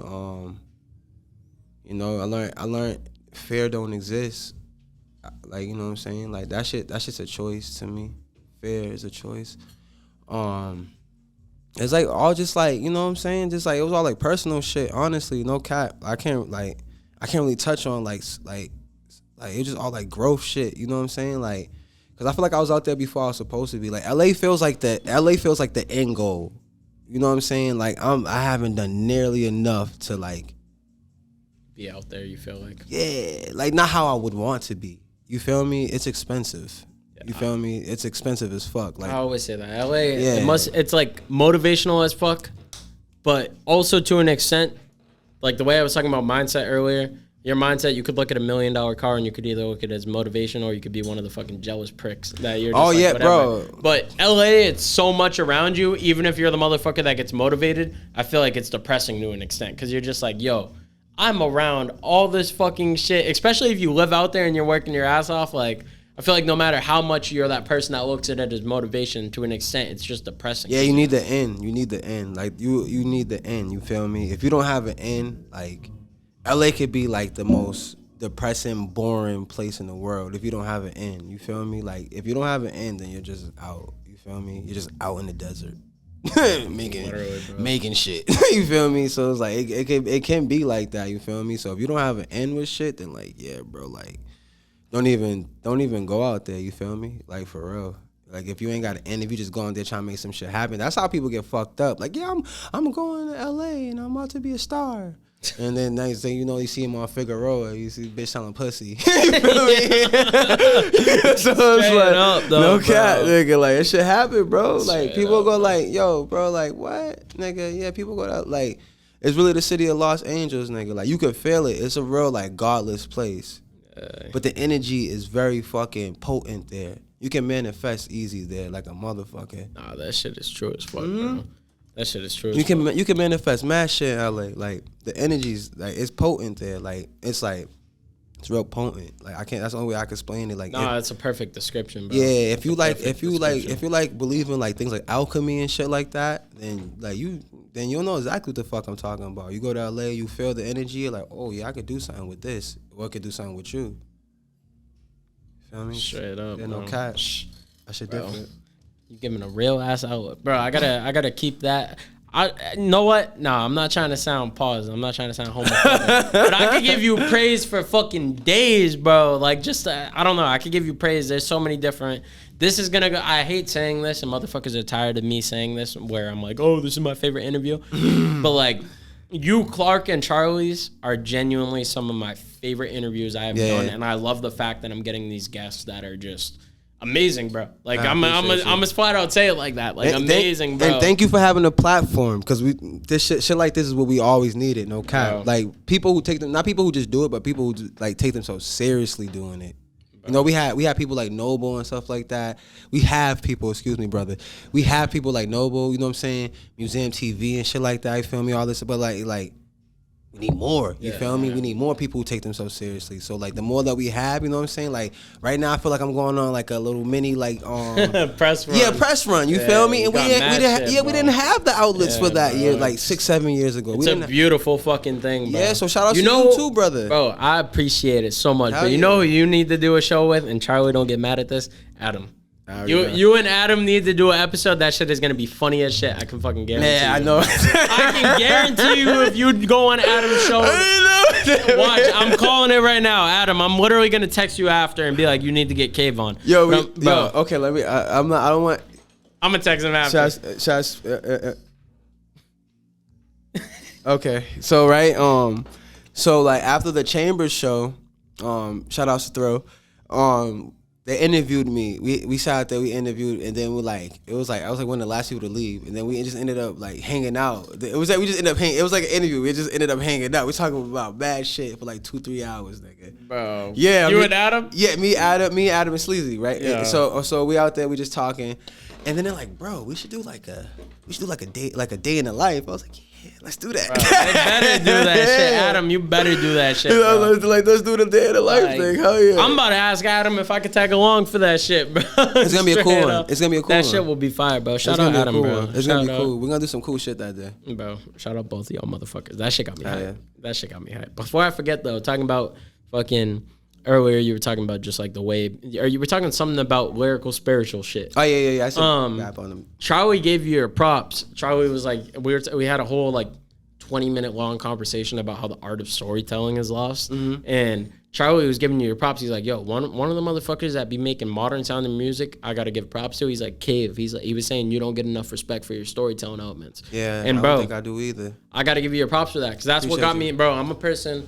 If there's no value, like Yeet himself, I don't listen to no Yeet shit because I don't sense any value of actual emotion and shit, if you know what I mean. Like, it's just like more hype. It's not like specific things. But when I was listening to that project today, that was on sort of, I hate to say that Yeet sound. It's just underground sound. I know what you mean. Yeah. But listening to that, I'm like, bro, this is the first time I heard anyone in this genre that I'm literally painting pictures in my head while I'm listening to this shit. Yeah. And I was like, bro, I see exactly, even the other songs, like I told you, I've heard multiple of your singles before. I kind of just, my thing is, the way I was saying, I wait to listen to people's projects till the day of.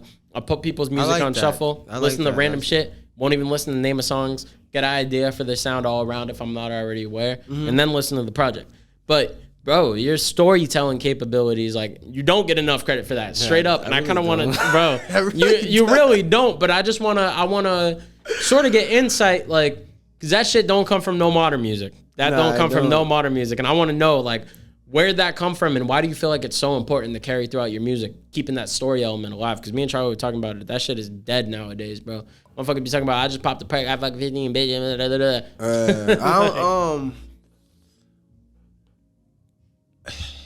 You don't even know? Nah.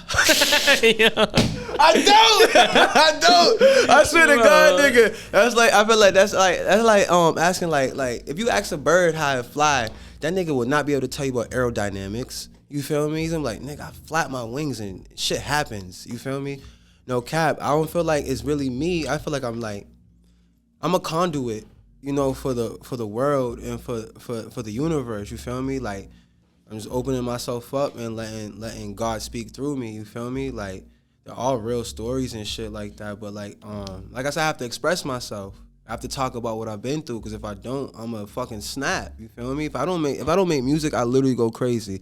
If I don't make music, you could ask a couple old girlfriends. They'll be like, yo, if this nigga don't make music, he will not fuck me right. You feel me? That's a nut I gotta get that nut. You feel me? Like, so I can't explain it how or why it comes out like that. It just do, because I just be doing me.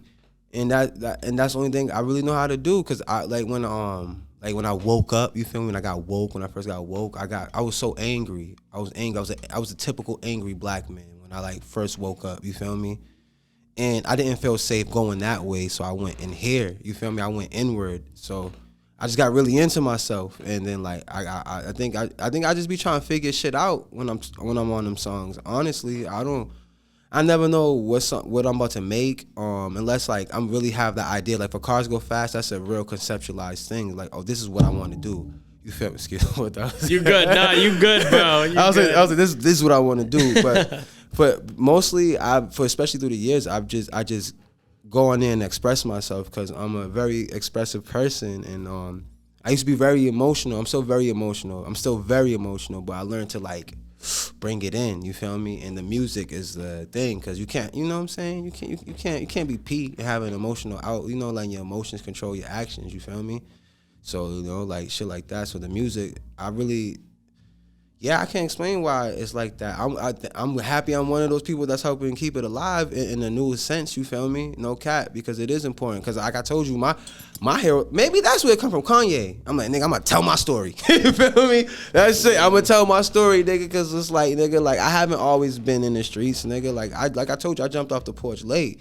You feel me? So like, I'm like, what am I gonna talk about? I'm gonna talk about what I know. I'm gonna tell my story. Like, I remember when Travis Scott first came out, I was like, man, this nigga ain't talk about shit. And my ex was like, she was like, he's telling his story. I was like, touche, bitch. I was like, you got that. He is saying that. He told the story. I was like, let me do that too. I'm gonna tell my story. I'm gonna tell her how I see it. You feel me? Like, there's songs on my album where it literally sounds like a visual painting of the hood. There's one song that's called Favela Man. Like, it's a take on like ballet funk shit, like Brazilian funk shit. It's my take on that. You feel me?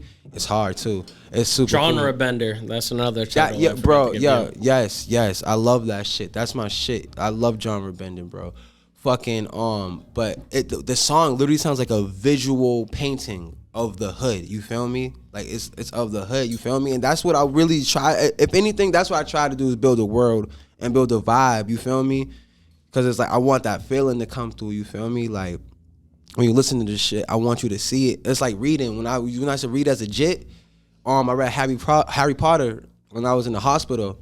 I almost died. They thought I had cancer or some shit. Jesus They didn't know what the fuck I had, but I just woke up good one day. But I was reading, and I felt like I was at Hogwarts, bro. I was like, oh, this what reading do? It take you to a new place. I be listening to music. I close my eyes, I'm there, you feel me? And I'm like, that's what I want to do. Like, I want to take you out of that shit and bring you somewhere else. Because sometimes all I had was the fucking music, bro. And not just my music, but other people's music. It was saving my life, bro. I was sleeping on roofs. I slept on a train in New York. I slept in studios, bro. I slept wherever I could to make shit happen, bro. Like, it hasn't always been glamorous. I used to sleep in I had a fucking Benz. I was sleeping in that bitch in LA for a period of time, you feel me? So it's like, bro, nigga, all I had was music, and the music would take me out of wherever I'm at and put me wherever I wanted to be, even if it was for 2 minutes, bro. You feel me? And that's what I want to do. I want to be that person for the people that are coming to me. You feel me? Like, I want to help. At the end of the day, I really just want to help however I can. I used to want to help so much that I'd find myself last. You feel me? Now I finally had to learn how to put myself first. So I'm like, but I still want to help, you feel me? So I'm helping however I can, you feel me? And the music and how I present it is definitely one way how I want to help. Like, nigga, you're not alone, you feel me? Like, that's what all my favorite artists made me feel like I'm not alone, you feel me? Like, you're not alone, bro, you feel me? No matter what you're going through, what you're facing, when you're good, I want to be there with you. When you're bad, I want to be there with you. Like, I'm there with you, bro. Like, Maka, he got a song called I'm Fucking Outside, and I used to listen to that shit. Maka Oceana, yo. That's something you should definitely check out. Like, he taught me, Buddy, bro, he has hits with, he's a unicorn, bro. He's a unicorn. Yeah, I promise you. You'll love his shit. Especially you having music in your blood. You'll automatically just feel his shit. But he has a song called, like, he's like, 'cause I'm there with you. Yeah, I'm right there with you. And I'm like, and that's the vibe I want to be there. Like, before, like, I think that's why my Instagram and my social media presence has been so, like, whatever. Because I remember I was talking to Keith Charles, you know, Keith from Awful Records. His name sounds mad for me. He's been with Awful Records and shit, like Father and all them and shit.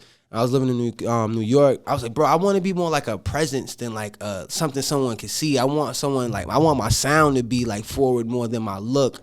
He was like, nigga, that's stupid. I was like, I want to be more like a presence, like an omnipresence, you know, like God or something. I want people to feel me more than they see me.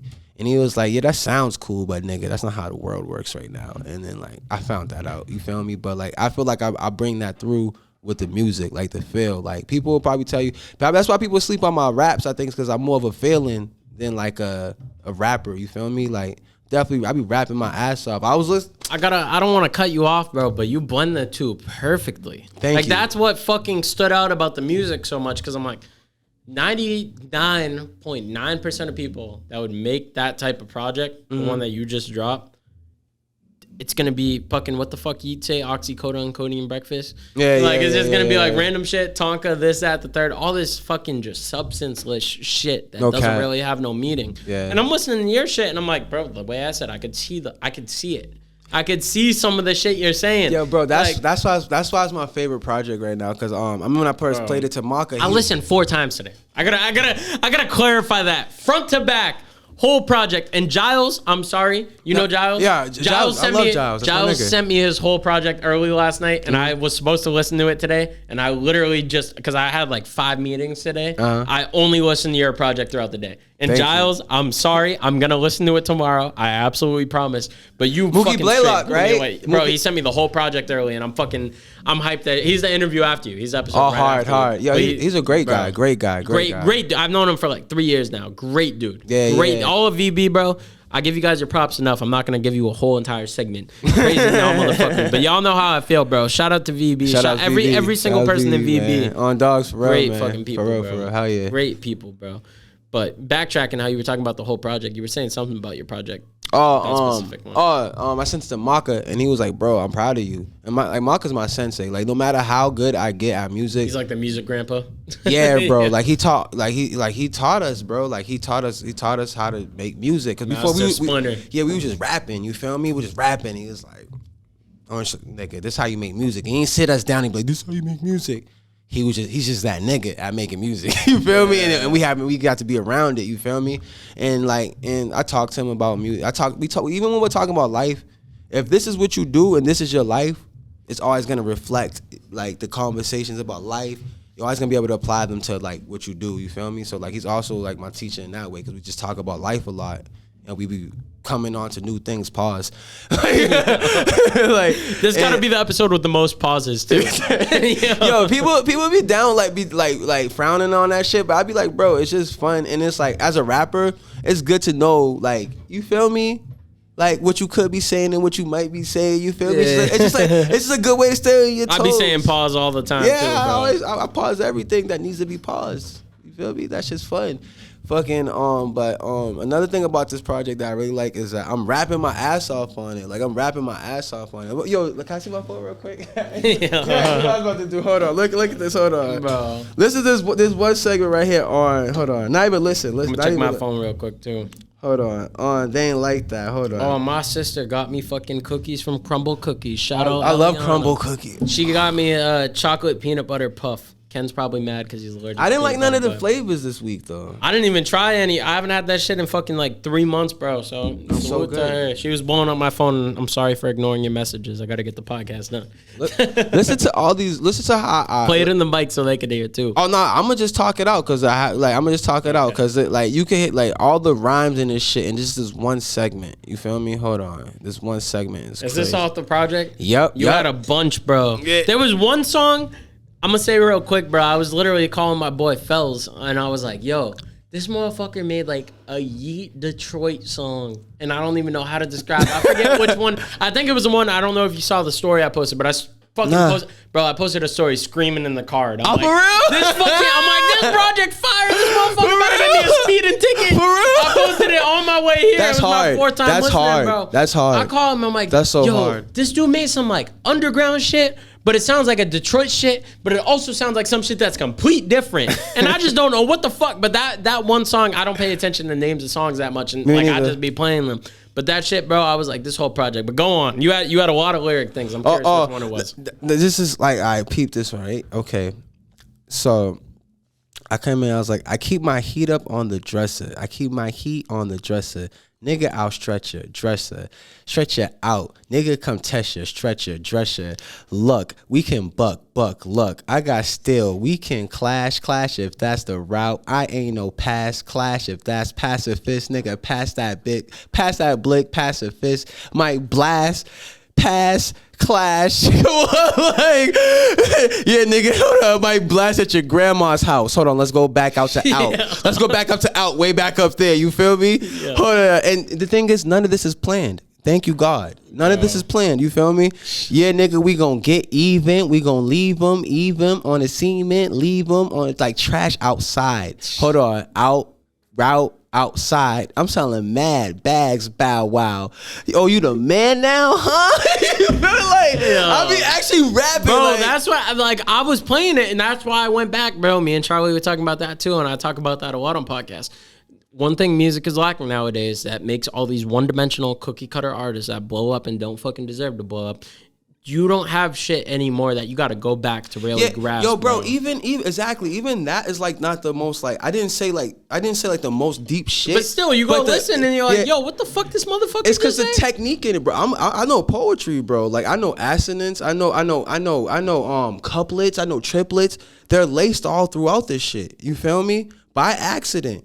Because I'm just like that, you feel me? Because like I told you, I'm from the school of Kanye and them niggas, you feel me? So it's like, bro, like that was my shit. I love that shit, you feel me? So it's like, yeah, nigga, I be rapping, but niggas will think because I dress it up the way I do, like, nigga, I'm a fashionable nigga. I look good, you know what I'm saying? Like, I'm not about to make the lyrical miracle spiritual shit. No diss on anyone who does, you feel me? But that's not me. I tried it. I liked it. I'm really good at it. You feel me? But like, I feel like I'm expressing myself when I get to rap like this. You feel me? Like it's about how you say things to people. It's not always about what you're saying. It's about how you say it to people. And that's what I love about the way I make music is like, I'm just expressing myself. It's about how you saying shit.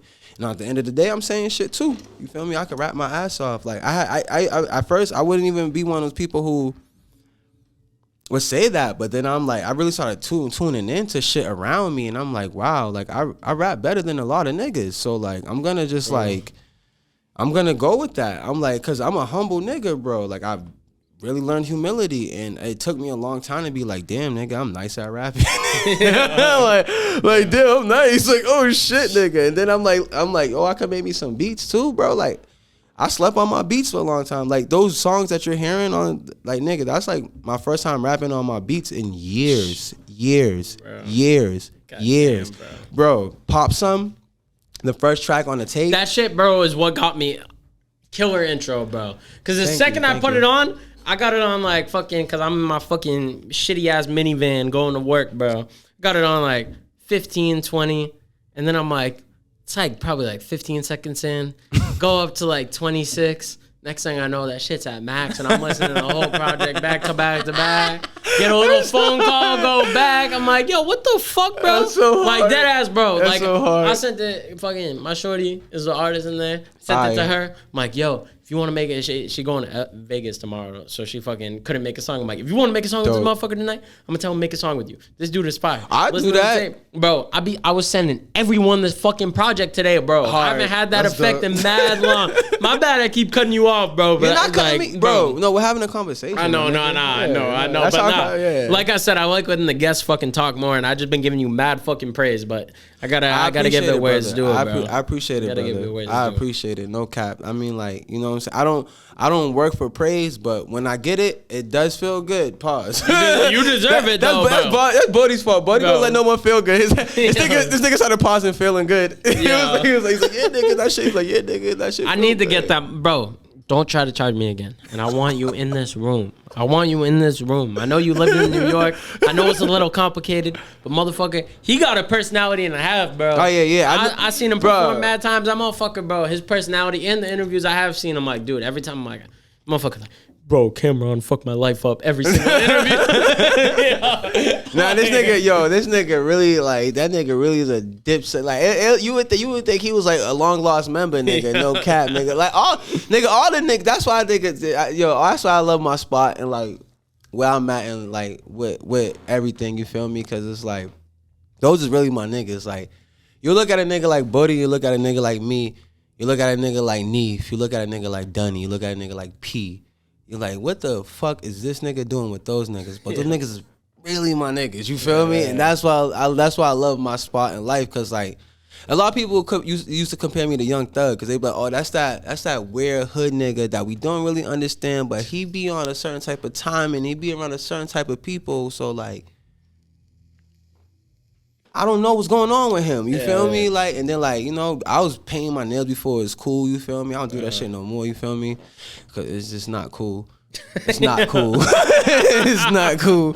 You feel me? Fucking and like niggas thought I was gay and all this other shit. But it's like, alright, come try me, nigga. Like, what's up? And then it's like, nigga, y'all see who my niggas is too. So it's like, nigga, I obviously ain't on no duck shit. You feel me? So it's like, that's why I love my spot, because I really earned the right to be who I am. You know what I'm saying? Within myself and in the world. Like, you know what I'm saying? I had my fights. I done had to like prove myself with shit, like to like be who I am in the hood. You feel me? Like I'm not saying I'm this nigga in the hood, but I'm saying to be myself in the hood. Salute to you for staying true to yourself too, because you got mad motherfuckers that try to put on this whole persona X, Y, and Z. Oh nah, nigga, I am not a tough guy, but I'm not a pussy either. You feel me? Like what? Like I handle mines. Like and that's not even what this interview's about. You feel me? But like I handle mines. Like whenever it come up, I handle myself. Like you know what I'm saying?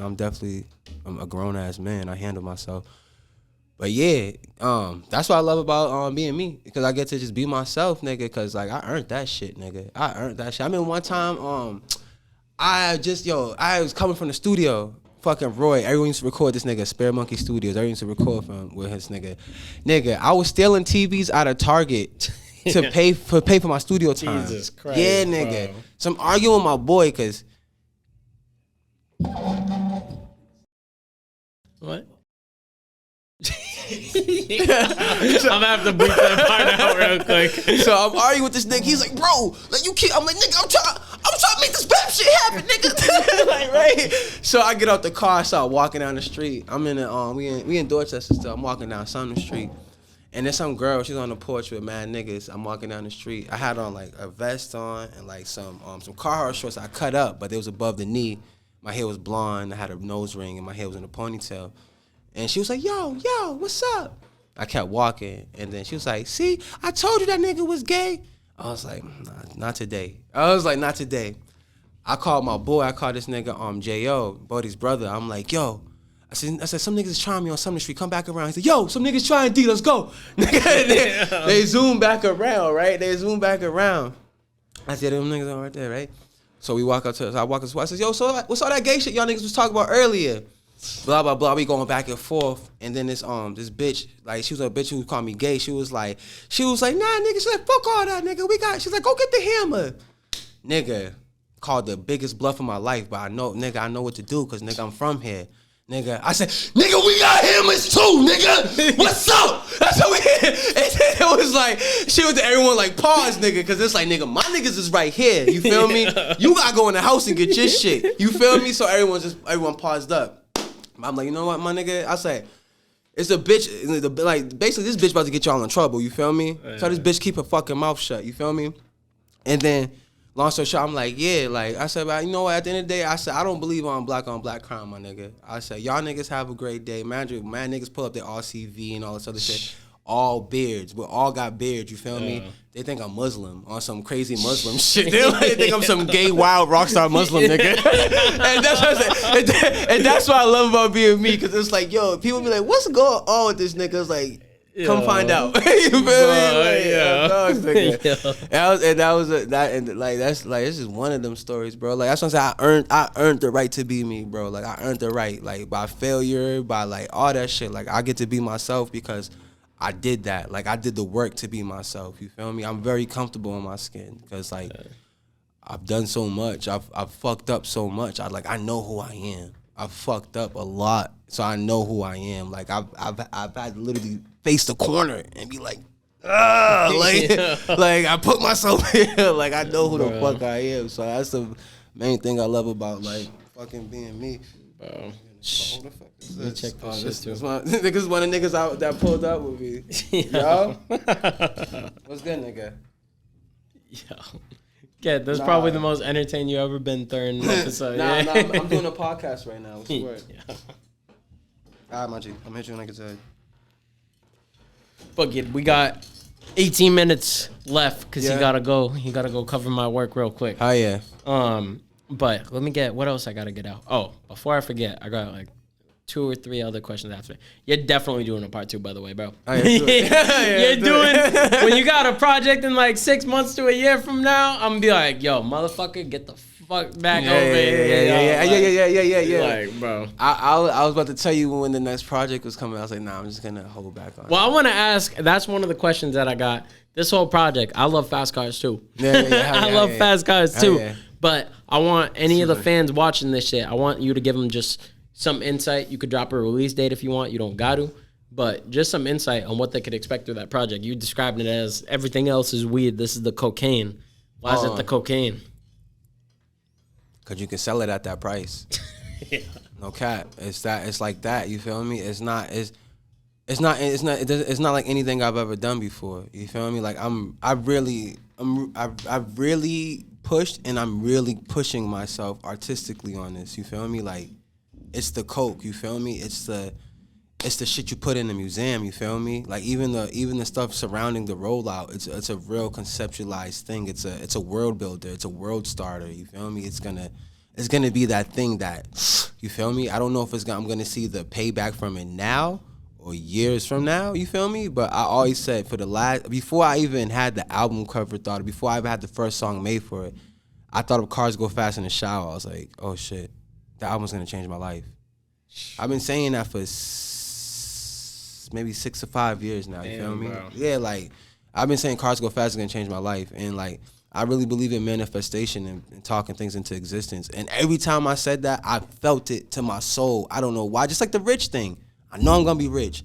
I don't know how, but I know I'm going to be fucking rich, nigga. Like, that's part of my destiny, to be fucking rich. Because I have a whole bunch of things that I have to do as far as, like, generational curses. And money helps, you feel me? Money helps reversing those things, you feel me? Getting people right, you know what I'm saying? Putting things in the right situation and just, like, you know, just rectifying things, you feel me? And that's what I've been put here to do for my family. I know that for a fact, that I'm the curse breaker, you feel me? Because there's been mad instances in my life where I've seen that, like, it wasn't even time to pass on my seed yet, because I haven't reversed those curses yet, you feel me? I'm the generational breaker, so, like, I know I'm just meant to do all that shit. So I'm like, yeah, man, like, let's get rich, let's do all this shit, man. Let's hail, you feel me? Let's do our shadow work. You know, all that shit. Like, yeah, man, I'm just on a mission for real, though, honestly. I'm just on a mission. I'm on a real mission, man. My most selfish thing I want to do is I just want to live forever through this art. Other than that, I just want to get rich, and then, like, my mother's like, oh, nigga, you gonna be like MC Hammer. Like, you gonna go broke because you want to help everybody. And I was like, nigga, if I go broke from helping everybody, I don't give a fuck, nigga. Like what? Like, what? And like, nigga, like, what? Like, of course I want to leave some, you know what I'm saying, generational. I want to have generational wealth and shit. But, like, at the same time, like, who want to get all this shit and be alone? You feel me? And not, like, spread the love, you feel me? I remember I had this fucking dream that I was on a pirate ship in space. And yeah, it was wild, bro. Random. Yeah, it was that's so the random. Acid trickling off to the dream. Yeah, bro. What the fuck? I was on a pirate ship and it was like a war, but it was like fucking like it was like mutants. But all my friends were dying on the thing. It was like a war, and like it was like they were gruesome deaths. Like people were like exploding and getting smashed and shit. And then the next part of my dream, I was in this big ass mansion in a nice suit and shit. And I think the party was for me. But I didn't know no one there. I woke up mad sad. I was like, yo, I don't want that. Yeah, bro. I don't want to get everything and have nothing, bro. That's like my biggest fear, to have it all and to have no one to share it with. That's my biggest fear, bro. Like, my biggest fear in the world is that I'm going to get all this shit and it ain't going to mean nothing. That's something motherfuckers don't think about, bro, because you lose so many people on your fucking path to chasing shit that you want to fucking do, bro. Motherfuckers don't think about that shit, bro. And you see it all the time. That's why you meet so many rich people that they're fucking straight up dickheads. Yeah. They're depressed, X, Y, and Z. They got it worse, fucking life-wise. They got it worse than the people that are struggling. When I met Young Thug, shout out J&P. I didn't even know you met Young Thug. Oh yeah, that changed I changed my whole outlook on a lot of shit, because I went to the YSL compound with J&P, and you go there and there's people that will never see the camera around Young Thug at all times, like his aunts and uncles, people with big fat bellies and fucking George Jefferson, like middle parts, like it's gone. You feel me? Because this nigga's taking care of his whole family, bro. He literally was on that type of time. And you could tell that he like, bro, and that's what I want. You feel me? Like, I want to be able to take care of people. You feel me? Like, I want to be able to have my family. You know how expensive it is to have someone stay up in LA for months at a time. You feel me? It's crazy. Yeah, bro. And like that's what I want. You feel me? That changed my life, bro. Like, I was like, yeah, nigga, because I was out. Mind you, I'm out in LA on some lone wolf shit. I'm like, nah, nigga, I want to do this shit with my people. I want to, know what I'm saying? You could tell he had, like, niggas, they was in there wrestling each other. You could tell they grew up together on the block and shit, you feel me? Yeah. And that's what I want, you feel me? I want the compound with my niggas and my family and shit. Like, I don't want just a bunch of fucking people that are here because it's a part of the business. Like, nah, nigga, like, where's Devin? Where's Drew, you feel me? Where's Darius, you feel me? Like, where they at, you feel me? That's what I want. I want my people to be around. That's what I really want. I want my people to be there. So, Lord willing, that's what's gonna happen.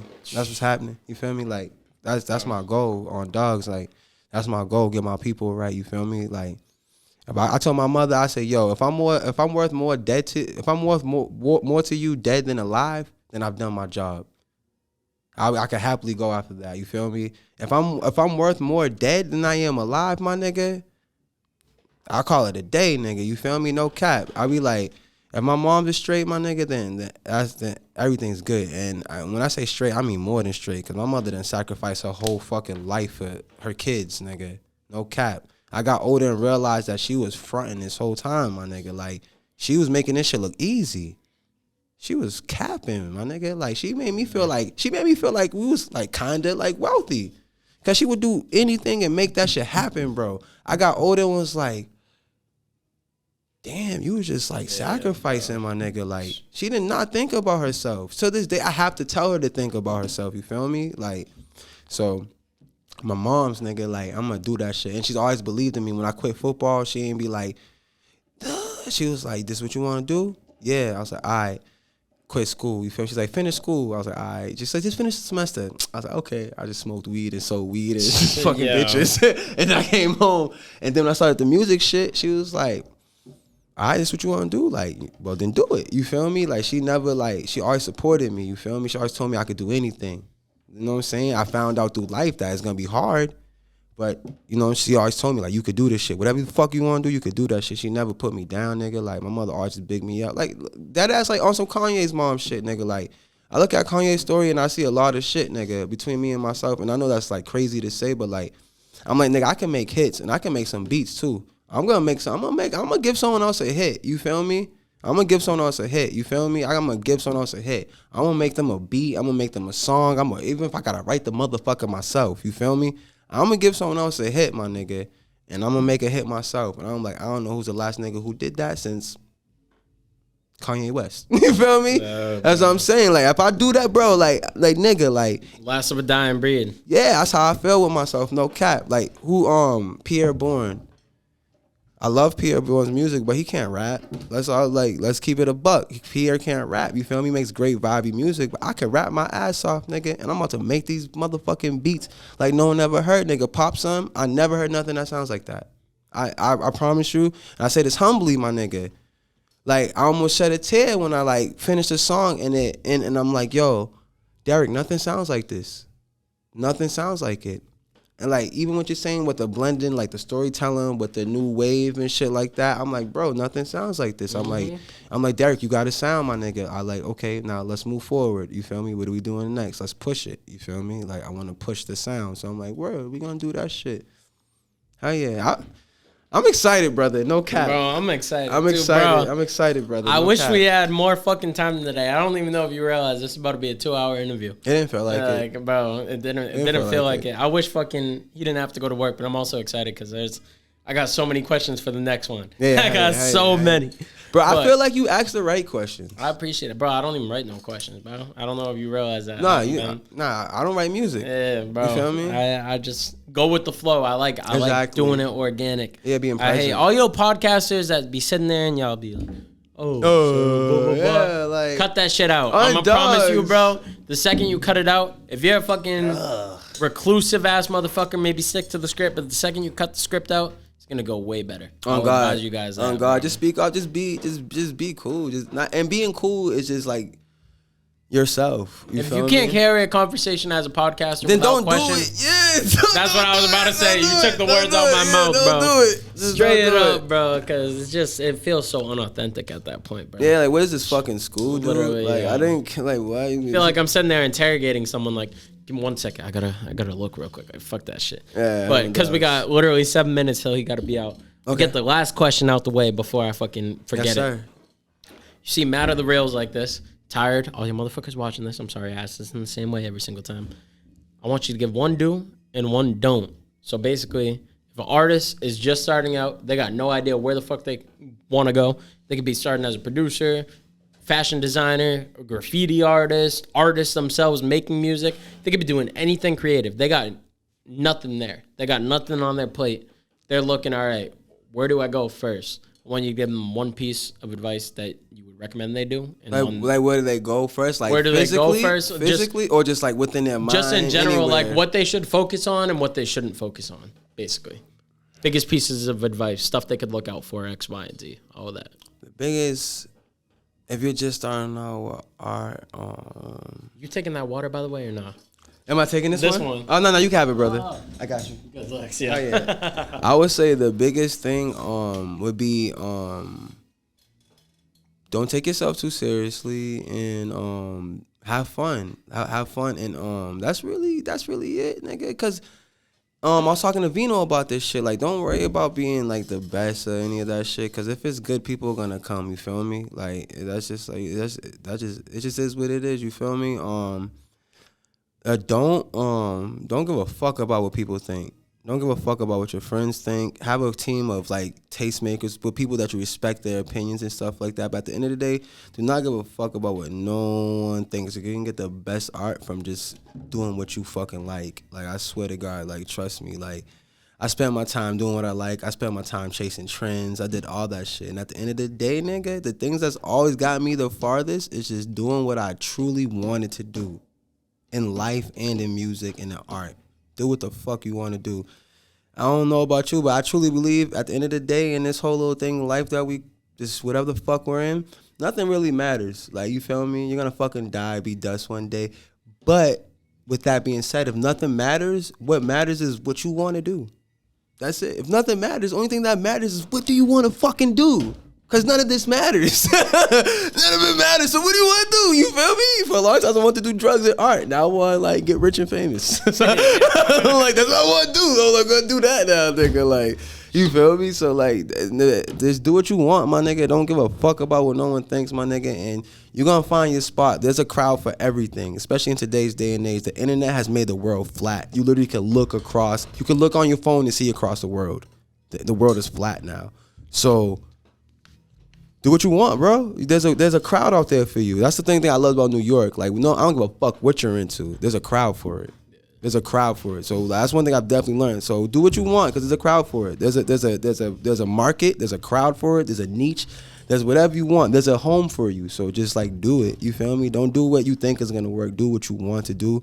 And moving in that energy is always gonna, like, bring you towards your, like, you gotta stay on your path. You know what I'm saying? You staying on your path, you in your own lane, you going as fast as you want to go, or as slow as you want, because you're in your own lane. And that's my biggest do and don't. Don't do that. Don't go chasing. Just be yourself. Yeah, man. Because I'm just speaking from experience. I done chased some things, and being myself is bringing me and brought me the most. So yeah.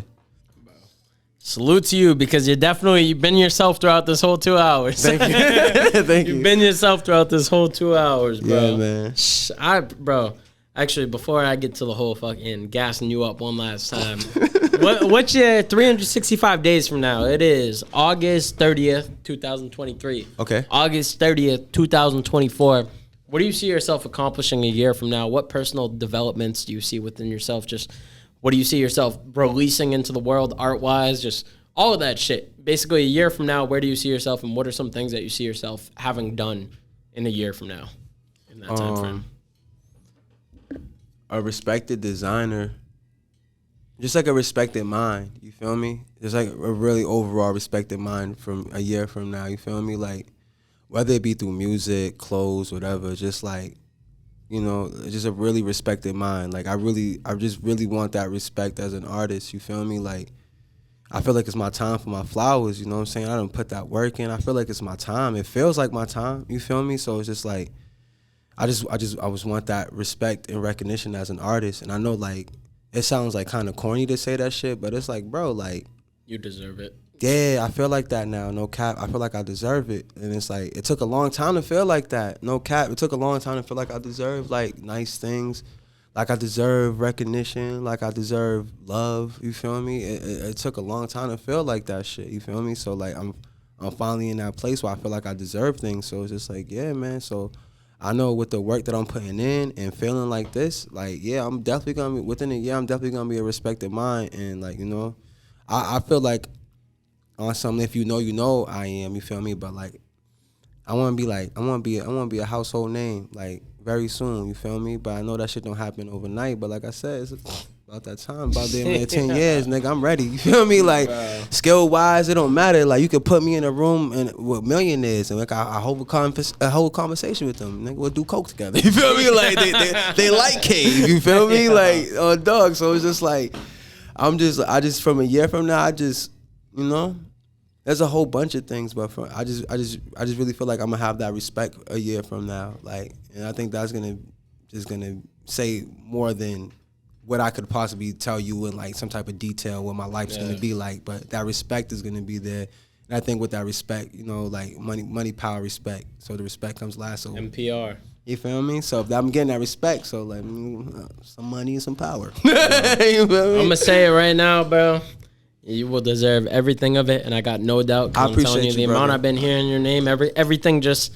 That's why I love getting in rooms with people, bro. And just everything clicks. It makes sense. Yeah, it makes sense why I've been hearing your name so fucking much, bro. Thank you, brother. And once again, bro, thank you in general for giving me the fucking opportunity to chop it up with you. Thank you for the opportunity, bro, man. Like, we're gonna talk a little bit off camera. I know you got to be out and shit. I'm gonna talk to you a little bit off camera, but Yes, sir. Bro, tremendous amount of fucking respect, tremendous amount of appreciation for brother. just you as a human being. Fuck the art, just personality wise, yeah, bro. That's what matters to me. That's what matters. Straight to up, me. like Okay. tremendous amount of respect in that element, tremendous amount of respect in the creative field. Thank you, and sir. just like I said, just appreciate you giving me the opportunity, bro. In general, like Same. genuinely. My favorite emoji is like the mirror one. You feel me? Like that. Yeah. Like, I wish I could just stick a mirror. Like, yo, bro. Like, thank you. You feel me? On dogs. So it's like, Bro. what? This means a lot to me. You feel me? Because like I told you, Of like course, I really don't do this type of stuff, but like I'm learning to do it, and I'm glad you made it like a comfortable, safe space for me to feel like I can do. I appreciate you being so comfortable, bro. Yeah. I appreciate you Yeah, being so man. comfortable, bro. 'cause- Yeah, but you aided in that. You feel me? I'm gonna be comfortable wherever I go, but it helps when